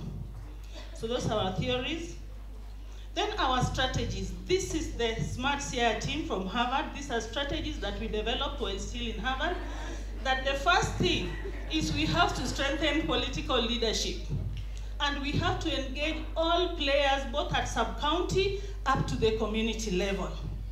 We have to ensure that we have an enabling environment through policy and legislations. We have to build capacity of key providers to provide nurturing care, create awareness and community mobilization, design and conduct a nurturing care campaign, carry out operational research, do case studies, and share experiences. So those were our strategies as a team. Now, our model. We said that for us to achieve 100% scale up, the model must be county-driven model. And I've written county in capital to show that it is government-led model. We said we are going to embrace public-private partnership approach, where we gather resources and include, it's all-inclusive, all the partners. We agreed on formation of a multi-sectoral committee that was to bring together all the sectors in the government and also the partners to coordinate ECD, that is Integrated Early Childhood Development, and also develop an M&E framework. Then we also agreed to develop a policy, I'm happy I've heard about it here, so that we have that enabling environment, and also come up with a national care strategy, which we have already started developing. We also will design and launch a branded nurturing care campaign, which we wanted to start in September. Now we have moved it to October for some reasons. Then we use all the available platforms, and this is very key for any county that would want to emulate this, because what we are saying, we are not reinventing the wheel. Already under that, under the various departments that we are running, we have platforms where we can engage with caregivers and even reach the children. And the approach we are using is also top-up in the sense that we do not start a training for ECD that is standalone. If a particular partner is training on something component on HIV, we top up with ECD. If you are doing something on maternal health, we top up with ECD. And that is the agreement in CIA, and it's already working, and I think we are excited about it. We are following the life course approach, as was said by Dr. Chabi. So we start from before conception until those years that have been highlighted there. So in every engagement that we are having with a mother or a child, then we ensure that the component of nurturing care is addressed. After Harvard University, what I've just explained are things that we planned in Harvard. So we agreed in Harvard University that we are going to give a feedback meeting, and during that feedback meeting, request the First Lady to patronize ECD in Sierra County. Why? Wow. The governor, who is the team leader, has a lot of work. And we knew that having the First Lady on board, information will be reaching the governor every day. If not every night, but every day. So we were very smart. So the governor decided to call us for homecoming after Harvard. And that homecoming was in his home. So he slaughtered for us a goat, as you can see. And he invited so many people. That's there are chief officers and CECs. So during that forum, we requested the First Lady, and we were so happy because she was also very excited about it, and she thought we were just giving her what she's been wanting to do, and she's going to do it to the best of her knowledge and ability. So we gained her confidence there. Then immediately the governor, being the team lead, said that now that the First Lady has accepted, it has to go public that she's now the one patronizing ECD. Then the governor himself called for a meeting with all the CECs to pre-launch ECD. Technology. Harvard. Use Harvard. This is here. This is Kenyatta University. Use the Harvard skills.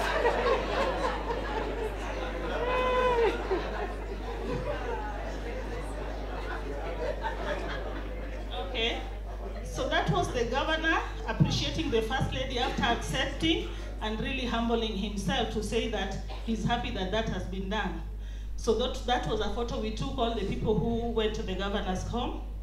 Then now here, we were now officially launching integrated early childhood development in Sierra County. You can see the governor is at the farthest left, and the First Lady is committing to the CECs that she's going to patronize this process. So all the CECs are here, and they've already been sensitized on ECD. The next move was what? What do we do now? We have a patron.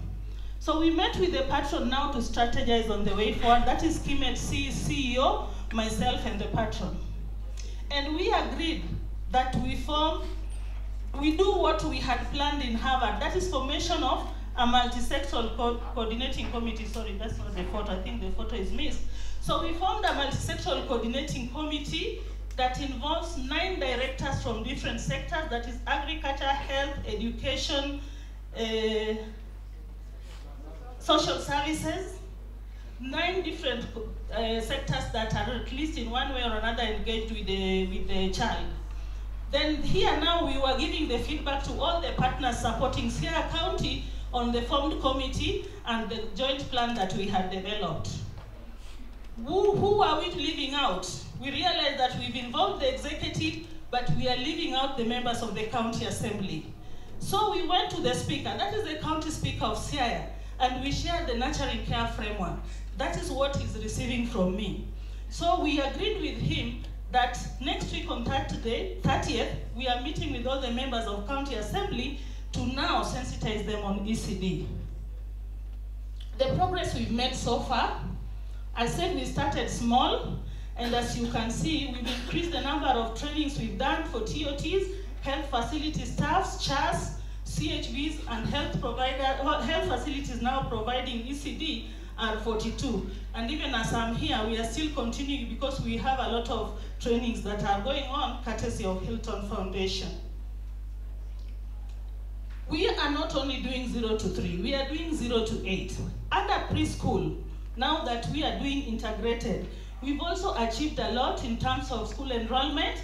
As you can see, 2013 we only enrolled 55,470. 2018 we achieved almost 30,000 more at 80,672 with those differences, girls and boys. And in Sierra County today we have about 700 public ECD centers, courtesy of the county government of Sierra. And we have 1965 teachers earning a minimum of 15,646, again courtesy of county government of Sierra. What are our commitments? We say that we know we are scaling big, but we want to maintain quality while going to scale. And we want to document all the things that we are doing for purposes of sharing with other counties and also writing case studies about our story. The challenges we anticipate, we know that creating effective coordination between health and other sectors is a big challenge, because at times you want people to meet together, but you realize that the timing, like now we've been calling for a meeting and you find that 1 or 2 sectors are engaged in something else. So it's a challenge that we are trying to work on, but because the coordination is coming from the governor's office, we believe that one we are going to manage. Also we want to improve interpersonal relationship between our workforce clients, our healthcare providers and clients, maintaining quality, strengthen performance of CHVs. We are the only county in Kenya that is paying community health volunteers.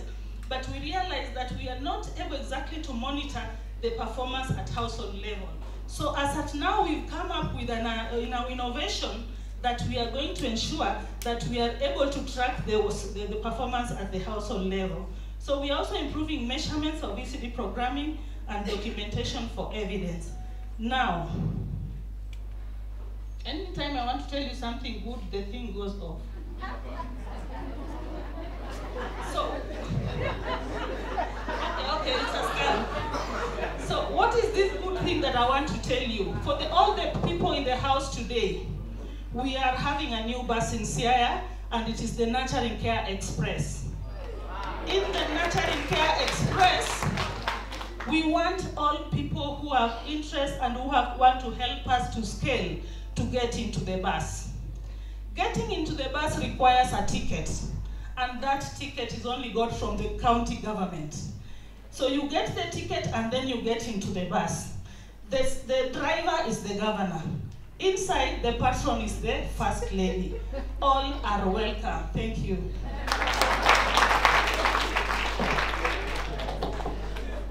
What do I say, Yawa? You can only get that from one region. Thank you, Daktari, for that very exciting presentation. But what she has given you is a model of how to do it. You may have missed everything else and listened too much to the Harvard story, but I think you did see there was some mapping that was done, indicators that have been agreed upon, that there is actually a strategy, and that you have seen when you have a champion, then you can actually make strides and get scale very easily. Now recognize that MCAs are very powerful. You need political goodwill. So you must also get their buy-in. And I want to just say that that is a good model. I'm meant to understand that based on what Siaya County has done with the community health volunteers, putting them on a payroll, Kitui County has also chosen to do that. And now Turkana County is also going to pay community health volunteers. They don't just have to be volunteers. That's good. Thank you very much. Now, I want to introduce the last speaker. Don't worry about time because there's a lot of time in Africa, and particularly here. I want to introduce someone that has been very critical in terms of work around nutrition in this country. Most of us have had an opportunity to interact with her. Her bio is so long that if I was to go through it, I would not be able to say everything the right way.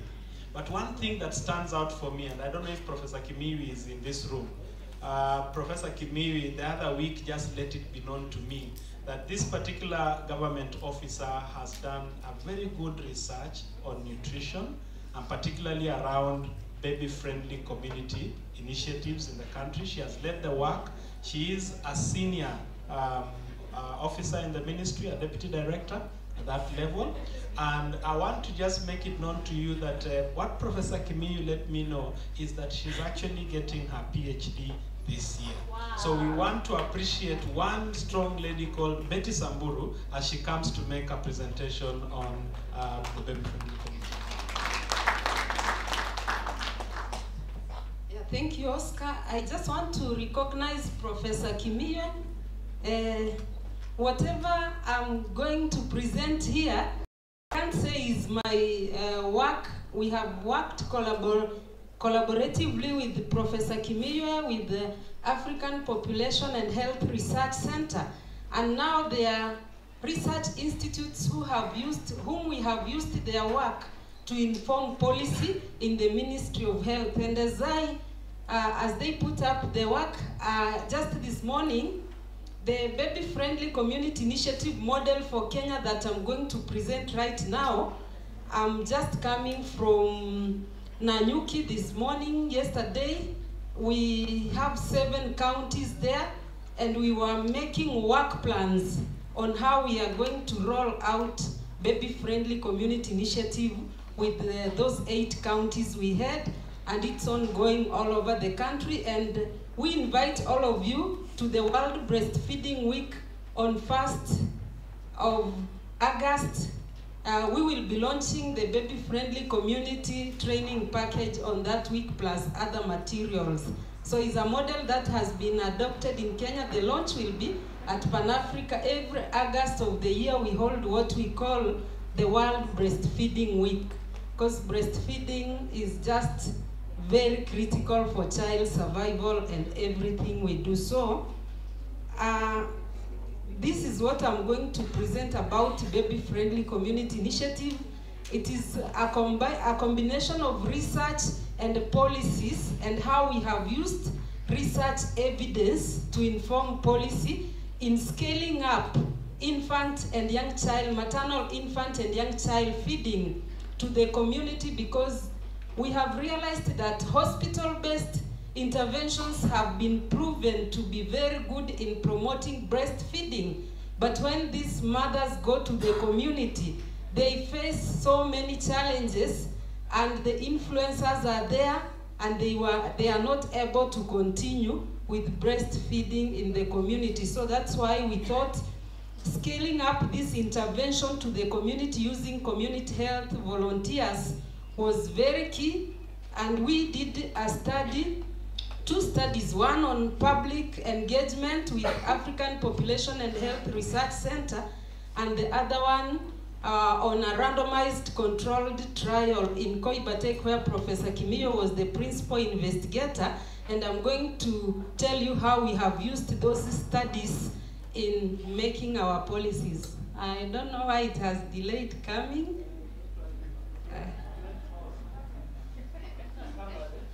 Yeah, I can just continue talking about the preliminaries. Is that the World Health Organization and WHO developed the global strategy on infant and young child feeding in 2002, and prior to that we had many declarations, including what we call Innocent Declaration, where Kenya was a signatory to that Innocent Declaration held in Italy in 1981. So I'm going to present this baby-friendly community initiative model where we have an opportunity for integrating care for child development. And as you can see, we have already integrated issues of child stimulation, which is a 1 hour module during the training on the baby-friendly community initiative. So what is this baby-friendly community initiative? We are saying is a community-based intervention to promote, protect, and support breastfeeding, optimal complementary feeding, and maternal nutrition. And it also includes issues of hygiene and also early childhood stimulation and referral to maternal child health services. And also we have integrated issues of HIV advocacy at community level. And how does baby-friendly community initiative work?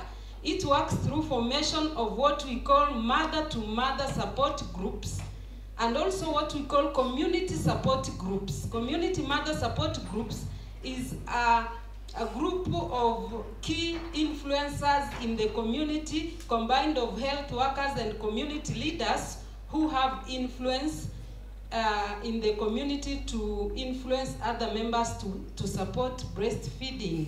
And also it works through home visitations by CHVs, community health volunteers, and also community campaigns for supporting maternal, infant, and young child nutrition. Globally, WHO developed what we call baby-friendly hospital initiative, and it has 10 steps to successful breastfeeding.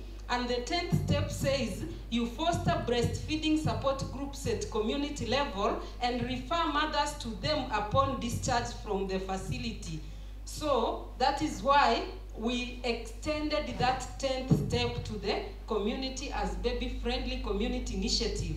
And these are the global recommendations for infant feeding, that immediately a child is born, they should be initiated to the breast immediately. And that early initiation has been scientifically proven to prevent and avert 22% neonatal deaths. And also, if you initiate within 48 hours, you are able to avert 16% deaths. So all the neonatal deaths which happen within that hour will be averted if we really practiced. And early initiation is a process that the baby immediately is born should be left to actually start breastfeeding with that process not interrupted.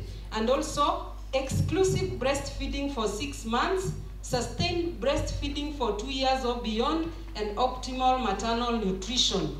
This is just highlighting the importance of breastfeeding, that we are able to avert 19% deaths if a mother breastfeeds at least up to 12 months, and combined with complementary feeding, those aversion can be 13. And the new Lancet series Child Survival 2016 has also proven that in a year globally we are able to save 823,000 deaths if mothers breastfed well.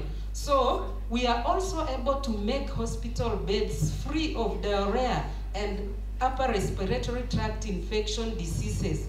How many? Sometimes you go to facilities, you find beds are full of children with diarrhea.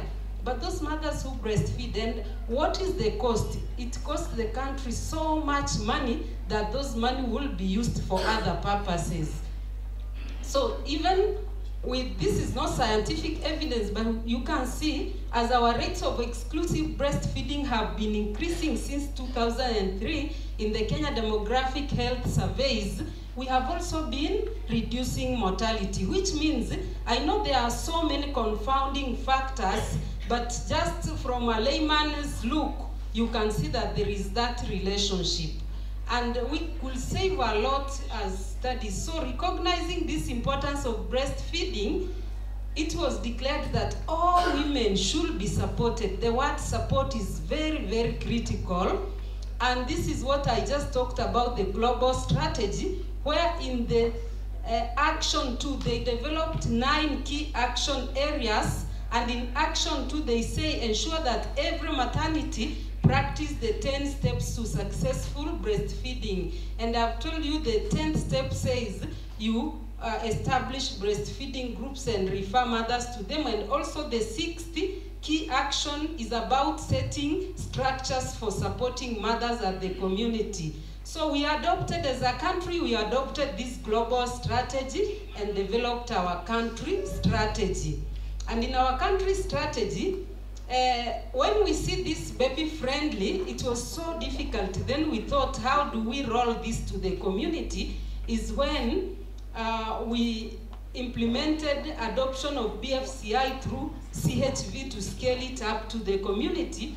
As you can see, in the community, the mother is not alone. She's surrounded by the husband, by the mother-in-law, by media, by everybody, even the maids. So if you talk to the mother and she goes, because when we were doing formative assessment, one mother told us, when I reached home, I was resting, my mother-in-law made for me, there is a Kalenjin herb which babies are given immediately called Sagitet. Something, a name like that, I can't pronounce it well. And you see now, she has no power to reject that, so she's surrounded by many. So we wanted to have evidence-based approach in supporting these mothers at community. And we did a study called Public Informed Approaches of Community Engagement in Baby-Friendly Community Initiative. And how did we do it? It was a participatory research using focus group discussion, KII, and in-depth interviews and community dialogue, and a case study in one of the successful countries which has rolled baby-friendly called Cambodia.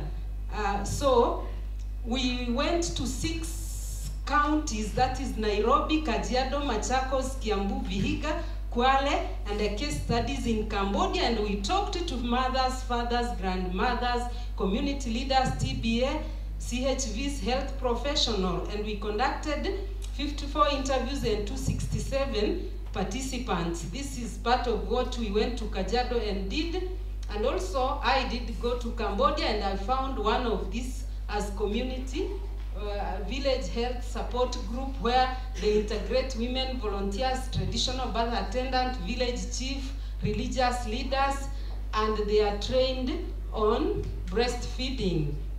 So this is the findings. These were the 4, in all those studies we did in those counties plus Cambodia, this was 5 keys to success is a multi-sectoral approach, strengthening existing structures.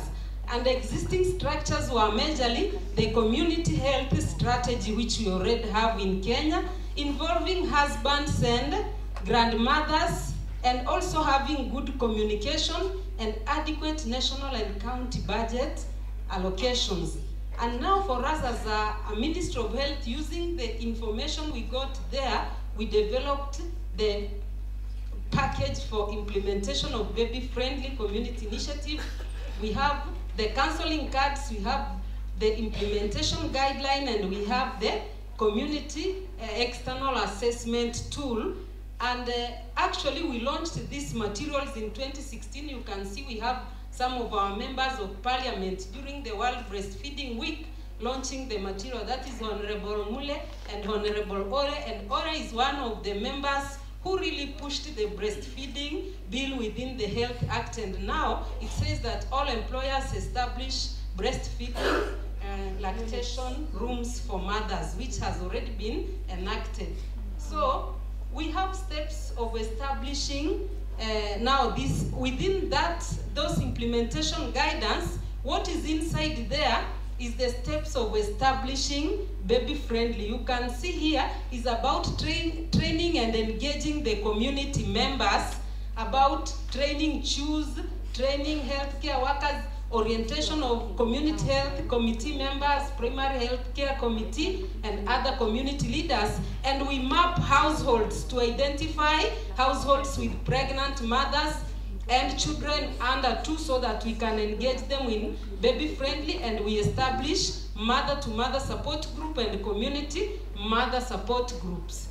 What do we call as baby-friendly community initiative? These are the key activities we carry to say we are conducting baby-friendly community initiative, and within a community unit. This is done within an established community unit. And we do training, targeted home visits, bi-monthly baby-friendly gatherings where we meet all the mothers and people, do cooking demonstrations and education sessions for mothers. We have monthly mother-to-mother support groups, monthly CHV meetings, where we ensure within the meetings they integrate agenda for BFCI and mentorship and supportive supervision, and also monitoring and evaluation. Then the communities do assessments to accredit themselves. We have an 8-point step plan where they do assessment to accredit as baby-friendly communities or not. I just want to highlight a project that was now done to see the effectiveness of this baby-friendly community initiative. The one I just mentioned, Professor Kimio was the principal investigator. I just incorporated a few of it here. We were just to determine the effectiveness of baby-friendly community initiative on IYCF knowledge, attitude, and practices. And this is the package we gave. Now, in the intervention side, there was the package of baby-friendly, the one I've just mentioned there, and in the control group, we just left it to go the normal way. And you can see the last row there, the proportion reported to be exclusively breastfeeding at 6 months. In the intervention, we had 88%, and in the control, we had 44%. Now, what are the key to this success that we were able to improve breastfeeding to 88%? I just want to say that integration within the already existing established systems. And you can see people are making a lot of activities in the community, and including IGS. Professor will give the communities money to do IGS, but we were not paying them. Then the integration of nutrition-sensitive intervention sectors. The county itself gave the community units now even beehives, and they made the agriculture and food systems and many other activities. You can see many involvement. The one seated on the far end is the MCA now, who visited one of the community units which was given the B8 beehives to improve. Then community data collection as part of it. We have good coverage. CHV will just make a coverage map where they knew each one had an area to cover, and they followed those mothers effectively. What are the achievements? This site, we had counties going to learn there, and one of them has been very successful. Kericho has implemented in the tea farm, and it has really worked. They have established 2 daycare centers, but they also went to learn in that site of Nandi. You can see there we have the CEC previous in Baringo County. Over 100 breastfeeding champions, many breastfeeding champions. You can see attitude change. By the way, last week when we were with the team, Oscar and Dr. Muma, the imam you found there was very stubborn in changing, but now she's the CHV lead in that community. And actually when I went to the households, I found mothers are really breastfeeding well. Attachment is good, and I was really happy that these grandmothers held the attitude, and they have gone with it to the community, and it was so impressive that things can happen at the community. improved health services where people go to demand for services, like this one is saying, since we started BFCI, mothers coming to clinic first trimester has improved. The maternity is now functional. Before we used to get 3 mothers, now we can get 7 mothers. We also have scale up to other counties. I've just told you we are having a meeting yesterday and today is ongoing for 8 counties and many more. You can see this is a sample of coverage in many counties for this BFCI, many others. So just to say, lessons learned, integration within already established system, and mentorship and supportive supervision is a very powerful tool. Support of CHV by the CHU is very critical, and it drives communities' accountability and also teamwork. And now, what is the opportunity for integration with CCD? It has been adopted as a national strategy for improving maternal nutrition and infant and young child feeding. Baby-friendly community initiative includes modules on care for child development. That is the counseling card. We have one card which has already integrated. We have existing structures, the targeted home visits. So in these targeted home visits, we can include the aspect of care for child development. In the mother-to-mother support groups, we can include bi-monthly baby-friendly gatherings. We can decide one of these is going to be now for CCD. And we have also strong buy-in from GOK. And just to tell you that there are other countries which have really been interested to come and learn in Kenya. We have Guatemala, we have Malawi, and we are really hoping that we will give them. But finally, we need cash investment to make this work. It can't just run without cash. So we need money, we need concerted efforts to make it work. Thank you. Well done, Dr. For this very good presentation. I know that we need to agree. We will be having just one session in the afternoon. It's basically concurrent sessions that will be running in different rooms. We have 3 rooms, breakaway rooms, where we will direct you to. But I wanted to just ask, would we want to take questions from the audience to the panelists? In case there is something that you need clarification on, just very quickly, and then we can give you directions around how you will go for your lunch and then go into the breakaway sessions. My apologies that we have run over time, but it's because of the 1 hour that we lost, or 2 hours that we lost in the morning. My brother will move around with this mic just in case you have a question. And I can see hands that are at the back. There's quite a number. Panelists, please take your questions. I will not be able to transcribe.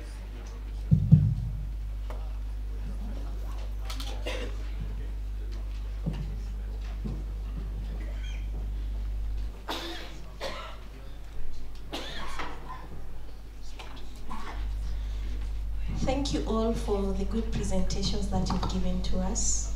They really are eye-opening, and they're also adding to what we are already doing with our communities. I have a question for the baby-friendly initiative. I'm interested to know how community assessments happen, because I think it's a good thing just to know how, as a community, do they assess their own progress, and maybe come up with strategies of how they are making sure that whatever challenges they are learning as a community and whatever they are doing, they are able to come up with strategies to overcome. If you can share a bit more on that. Thank you. Okay, my first question go to Mwalimu Betty Samburu. I want to begin by thanking her for the presentation. However, I have concern about the following.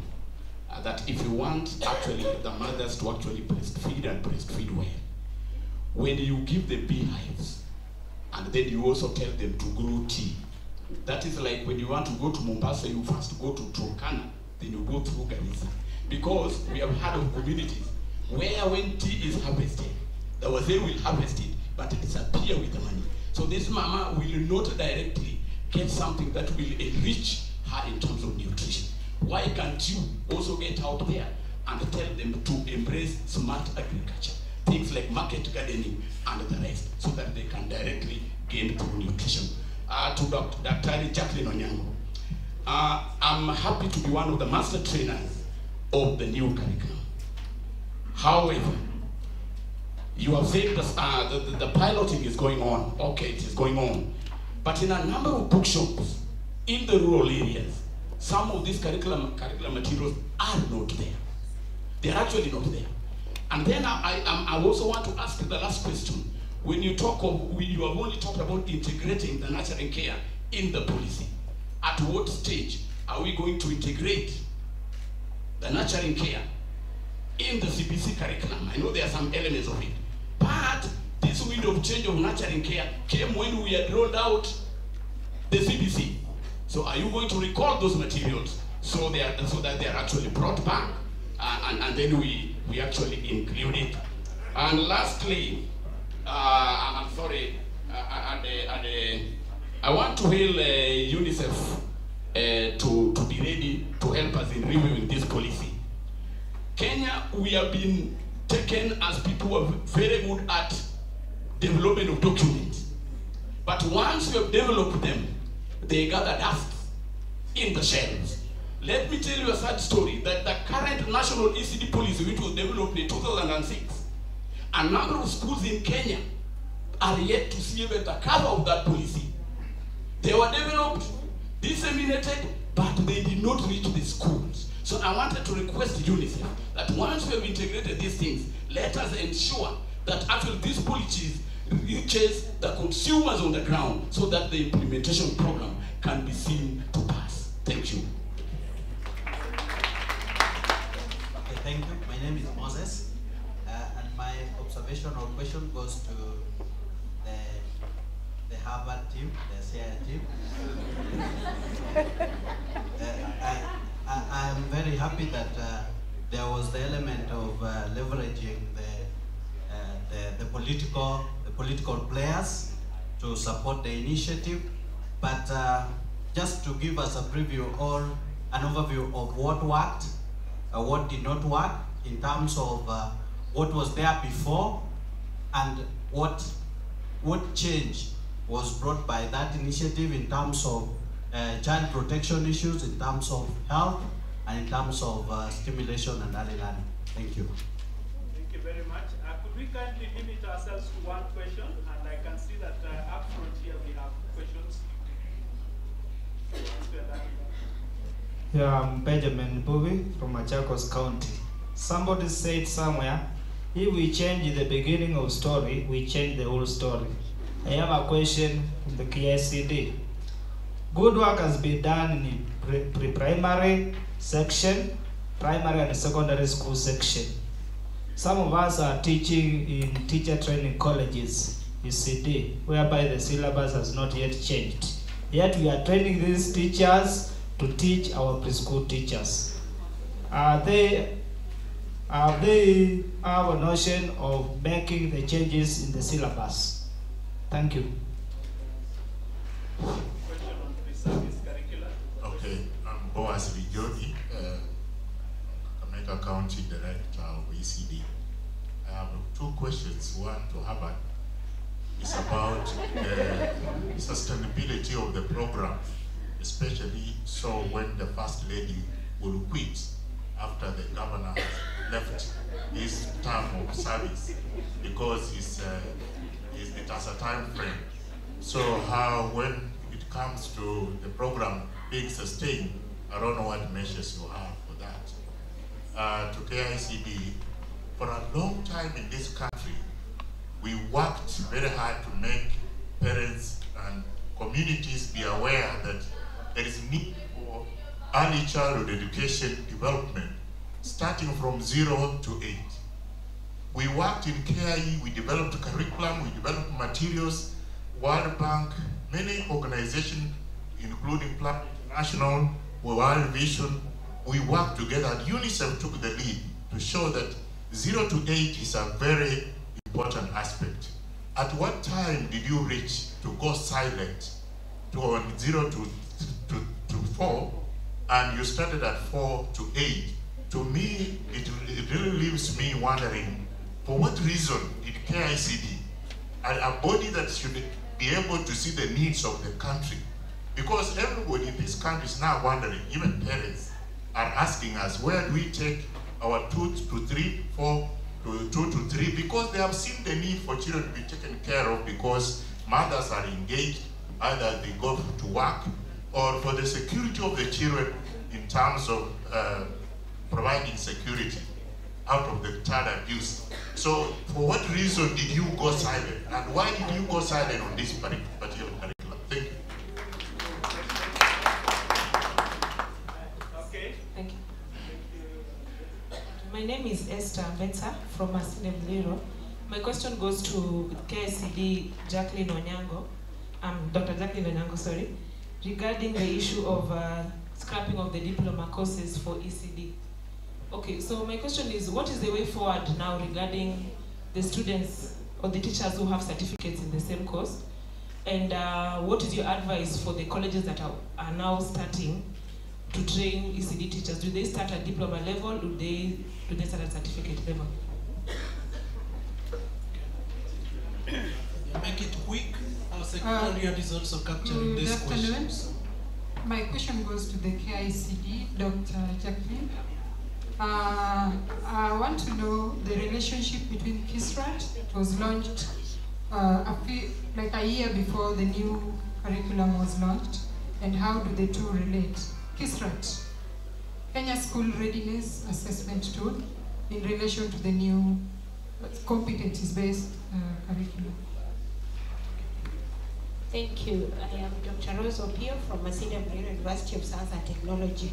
Quickly to Jacqueline, you mentioned about strengthening internships and for teacher professional development. Universities are largely offering flurry of programs that are training teachers, and they are largely autonomous. How are you going to emphasize on this? The other thing I want to mention again to Jacqueline, I believe in the fact that a child is generally born good. It is the world that corrupts the child. We have had a lot of fires around our schools, and it is a major discourse going around our country. I applaud you for embedding a lot of values, so to speak, embracing a value-laden curriculum. But I am so disappointed by the fact that the value-laden curriculum is still infused in terms of concept, integrated. Do you think we in Kenya, if we want to move to that value ladder, we still need integrating issues of value, or we have a whole set of value education curriculum? Okay, one last. Yes, thank you. I'm Rachel Kongo, County Director, ECD, Nyamira County. My observation goes to KICD and Dr. Nyango. You've talked much on inclusivity from the word go, and if we start from the AFAT team, I don't know whether there was inclusivity when it goes like going to abroad for benchmarking, or when we are starting a program, like when we were being trained as master trainers, the directors, because ECD is involved, the ECD directors were remembered, it was an afterthought. Please, may we observe inclusivity in case we want a success of any program, because the moment we fail in laying a proper foundation, the buildings will collapse. That is our children. There will be no future for our ECDs. Thank you very much. All right, thank you very much for the many questions. I want to now ask that we respond to these questions. I noticed that KICD, and you know, I'm so glad that we did not release her. She was about to walk away because of something. So now that she's not walking away, let's begin with the BFCI. Please respond to the community assessments question and whether the beehives are better than tea. Okay.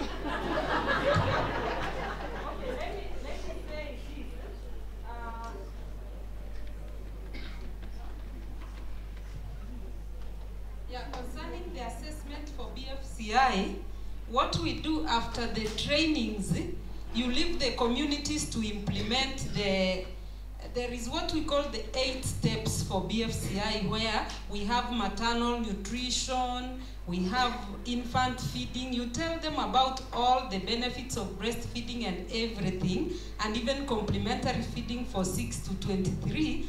And after that, you leave the community to implement.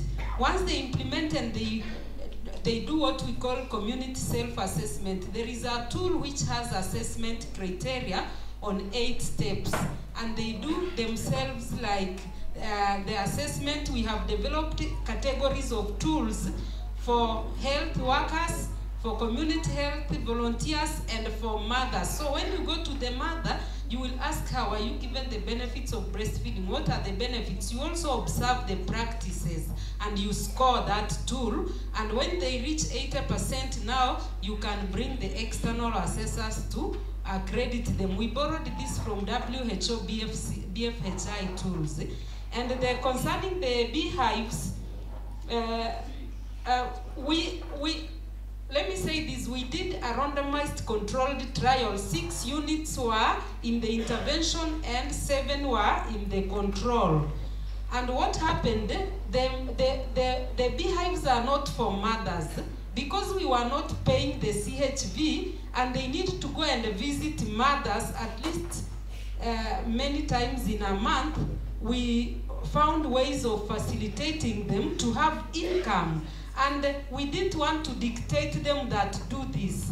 They chose what to do, and like if I give an example, in Soliani, it's only, I don't have time to show you here, they grew beans, vegetables of all kinds, and it was so nice. You will see the picture, you wonder. Then in Tonyok, they had sheep and oat grass. We had also maize and beans in a community unit called Kiptuno. Then to Gumoy, they had oat grass. Esageri, they had beehives. And Simotuet, they had goats and sheep where they will circulate. When one gives birth, they give to their members. So that one encouraged them, and it is continuing even after the study exited. And again now, for mothers, they just decided themselves to do the income, what we call table banking, just with their people. So this one, we left them to choose themselves. We didn't want to dictate, like when Esageri chose to do beehives and the MCA was coming from there, he advocated, I think, in the county, then the county added them. So I think that was the case. Thank you. So we now know that there was more than just the bees and the hives. We have another question, I think, that goes to the CIA team. Which is now referred to as Harvard. Yes. So please answer those questions. We have questions on child protection issues, sustainability, and inclusivity. Okay, I think I have 3 issues. The first one is what worked and what has not worked, and what changes have we seen. Okay, for what worked, I can say that the engagement, the involvement of the governor has really worked well for us. Truth be told, come to CI in any forum, ECD must be mentioned. The other day we were launching ODF, Open Defecation Free, but it turned out to be an ECD forum. So we have agreed that in all the platforms that we have, we try to slot in issues of ECD. I think that has worked well for us, because even the support we are having, like now when it comes to allocation of resources, for this coming financial year, we are believing that we are going to get a very big chunk, and that is courtesy of the good political will. In Sierra County, it's going to reach a point that when you drop somebody else anywhere, ask about ECD, you will be told that it will be ECD compliant. And I think this is courtesy of the good political will. Then what has not worked? I think we are still at an early stage of saying what has not worked, because we are learning as we move on. We can't say everything is successful, but we are still learning and changing strategies as we move on. So maybe when in the next conference, we'll be talking about what we are seeing has not worked and what the lessons that we've learned. Then about Child Protection Department, again, one positive thing that we've seen is having a multi-sectoral coordinating committee. Now it is not about even ECD alone. You realize that we all want to engage with each other as different sectors, something that has not been there in our counties. But realize that my counterpart here, Mr. Omiti is here, Director ECD, and he'll tell you he doesn't do anything without involving the health department. And even him, we don't do anything without him. We've just come to appreciate that we need one another for a common cause. Then the issue of stimulation, I think that how I wish you people could come to CIA and just engage with our community health volunteer. I think our witness is here, immaculate. You will not believe what you are seeing. When I'm saying it here, it might look like, but you come to CIA, you will see Harvard in CIA. Yeah. Sustainability of the program when the First Lady leaves. Actually, that is one thing we had already seen. And what we have done, there are programs being, ECD activities being run from the First Lady's office. Basically, what we've given her is championing the campaigns. And you know that is their area of expertise.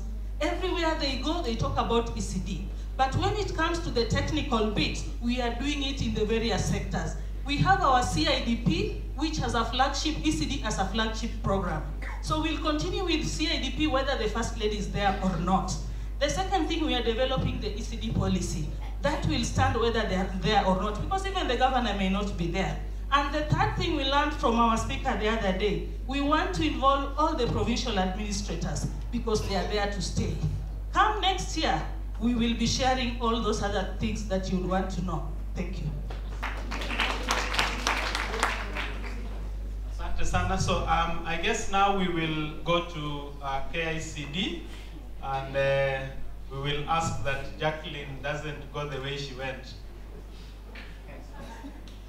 Okay, let me begin with the lack of materials in the bookshops. I think probably the best is to tell us which region that doesn't have the materials, because as far as we have been guided by the publishers, who are the people bringing down the materials are available in the bookshops. They come from the Harvard team, CI County. Okay, and that is scary because that's my home county.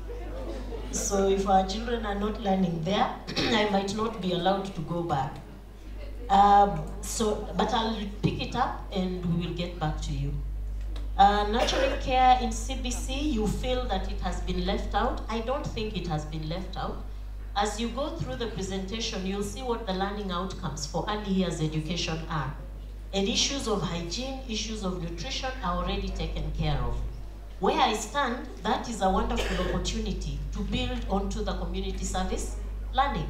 Because let this child be told about this food they are supposed to eat and whatever else, and see it working at home. That provides that congruence. So it's not lost. We are good to go. What is happening to teacher training? You're right. We are delayed, but the process is still consultative, especially because we have universities that are training teachers, and if you remember I said we don't have mandate over universities. What we are doing is definitely going to affect the universities. So we are planning for engagements. We have planned before, but they didn't take off, and we are planning to ensure that we are able to engage all the faculties related to the areas we want to undertake. However, for the teachers who are in the system now, we expected that by now, September, we would have done the curriculum, but because of delays that we could not avoid, we could not take off. And you realize that also the ministry had advertised for P1 teachers. So you can't advertise for P1 teachers and then you roll out a new curriculum. So we are in the process. But for the tutors, we are engaging them in August. We are taking them through the CBC with the intention that they can influence the teachers who are, the pre-training teachers who are still in and are going to leave, because the major shift is methodology.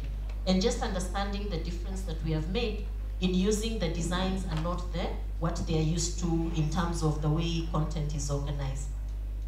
Engaging parents and communities on 0 to 4 years, and yes, Lijodi was my colleague.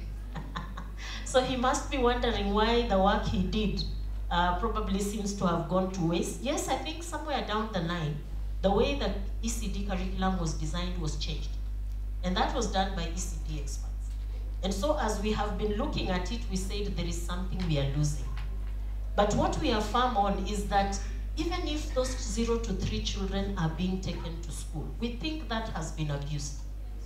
And that is what we don't want to happen. And so we are not providing a curriculum. So there is nobody who has a daycare center who will say they are teaching children a curriculum that has been given. And that's why I said, the 0 to 3, we understand. We are working parents, we have to take our children there, they go to play, you've taken there for care, right? They will learn the social skills they require, isn't it? They learn the good manners they require, and when they are ready at 4 years, they join us and we start teaching them the real education that we want to talk about. So it's not lost. We are trying to bring it back in a small way. I think what we then need to partner where it comes from, and I like that it has come from here, is with all of you who are doing so much work with early childhood education, especially with communities. So that's something I take back home, that as we are looking at communities, then we need to see how we are able to also engage on the same. KICD is not scrapping the diploma teacher education for ECD. What we said is that we are upgrading so that the minimum for any teacher in this country will be a diploma. And we are benchmarking with global standards. So that upgrading means that then we have to ensure that we also give extra to that teacher who was not a diploma holder. That's the work of TSC. That's why they have the professional development courses. So it will be their problem to ensure that they know how that teacher, whatever they need to go through, to be on the level of the diploma that we have decided. Relationship of the school readiness, we have not lost it. It will still be utilized in the context of what we are doing, and even the program that Tayari is undertaking, we are partners with them. We are actually working with them. We've done the materials for them. We have evaluated for them, because we are saying we recognize the activities or programs that are coming that are going on in schools. They come in because of a gap. And so we cannot assume that we will wish away such programs, especially when they have been successful. So our take is that we will embrace any programs that are going on and are still adding value. Universities, we will engage you. Just be patient with us. We are coming to you. Especially in terms of teacher education, I know we've met the VCs at different times. We've met the deans of schools of education, but we think we want to go to specific universities and engage the whole fraternity, not just education, because our curriculum covers everything. There was a phrase seeming like a child is destroyed by something. You're right. Actually, what we said when we started the reform was that when the child comes to school, it is not the child who fails, it is the system that fails the child. And that is why we are going the direction we are going. Let's give them the opportunity they require. Now, when we talk of values, you see, Kenyans are very interesting. We know what is right and what is wrong. But we still want someone to tell us what is right and what is wrong. What has happened is that we have actually passed that on to our children. If you go to any young child now, they will do something wrong and they'll justify it because they'll tell you, Mom and Dad does it. There are things that a curriculum can deal with. There are things a curriculum will not deal with. And that's why we have parental engagement, because we feel parents somewhere down the line have lost their way with the children. If there is need for training, and there are people who are doing parental training, we would rather go that direction. You cannot put a responsibility on a child when you yourself cannot emulate that responsibility, because they just look at you, wait for you to walk away, and they do the exact opposite of what you've said. So this is a whole community thing. We all have to play our part to ensure that this works for us. Sorry that ECD came in as an afterthought, but I think I'll be cushioned by the chair of the directors. It did not come as an afterthought. The challenge was the funding. And while we had been promised we'll be given the funding, we were given the information late that it was not coming. Immediately we were given, we ran to them, and we were able to pick up. So we will, this time we are planned for ourselves, and that is why we are partnering with them. There's an expense that they take, there's an expense that we take. So that won't happen again. I think I'm done. I did talk about that, the school readiness. I said it's not lost, it's still being utilized. Yeah. Well done. I think we have answers. I know that you will need a bilateral on the diploma with Madam there, because I noticed that it's still burning. If you permit, could you do a bilateral on that one? And then we would be able to move this discussion forward. But Dr. Chabi, there's mention of 0 to 3 and whether we need to punish our children. Yeah, I think she has put it correct. There are things that a curriculum can deal with, and there are things that a curriculum cannot deal with. So there are things that a curriculum can deal with, and there are things that a curriculum will not deal with. And this 0 to 3 is one of those areas where a curriculum will not deal with that area. But there are specific needs, and especially when you are talking of nurturing care, you remember what Sid said, that the inputs you put in those first 1,000 days, which is the first 3 years of life, will actually have an impact on the neurodevelopment, on the brain development of this child. If you look at the Lancet series of evidence, is that if that neurodevelopment does not happen at that time, although later on you might have intervention to improve it, you will not achieve the full potential. So what are these interventions? One is just stimulation. Letting this child just play, exposing this child to the care and stimulation that we are talking about. So it's not, we don't necessarily need a curriculum, but we need to build the capacity of the caregivers at that age. Whether it's the parents, or later on, whether it is those daycare centers during the later years during that period, they need to know what kind of stimulation they need to give these children, what kind of exposure they need to give these children. They need to understand that brain development that is very critical at that 0 to 3 years of age. So I think although we don't have a curriculum, there's a lot that we can do, and especially with the caregivers, to make sure we still achieve that full potential. Thank you. Thank you. And those of you who are educationists know that there are different types of curriculum. It doesn't have to be the written one. Okay, so we would, Prof here is aware that we have the hidden one. Yes, and it's very important that we open our minds to the fact that the period 0 to 3 essentially is critical for brain development, and that if 85% of the brain develops by that age, then we need to do that which will help pathways to be created for this child to learn and to grow and develop as is expected by way of play, communication, and stimulation activities. So improving caregiving practices is very key. Now, this afternoon, we are going to have 3 sessions. By the way, hatujapika makofi, sindio? So let's do it in a way that also shows that we are part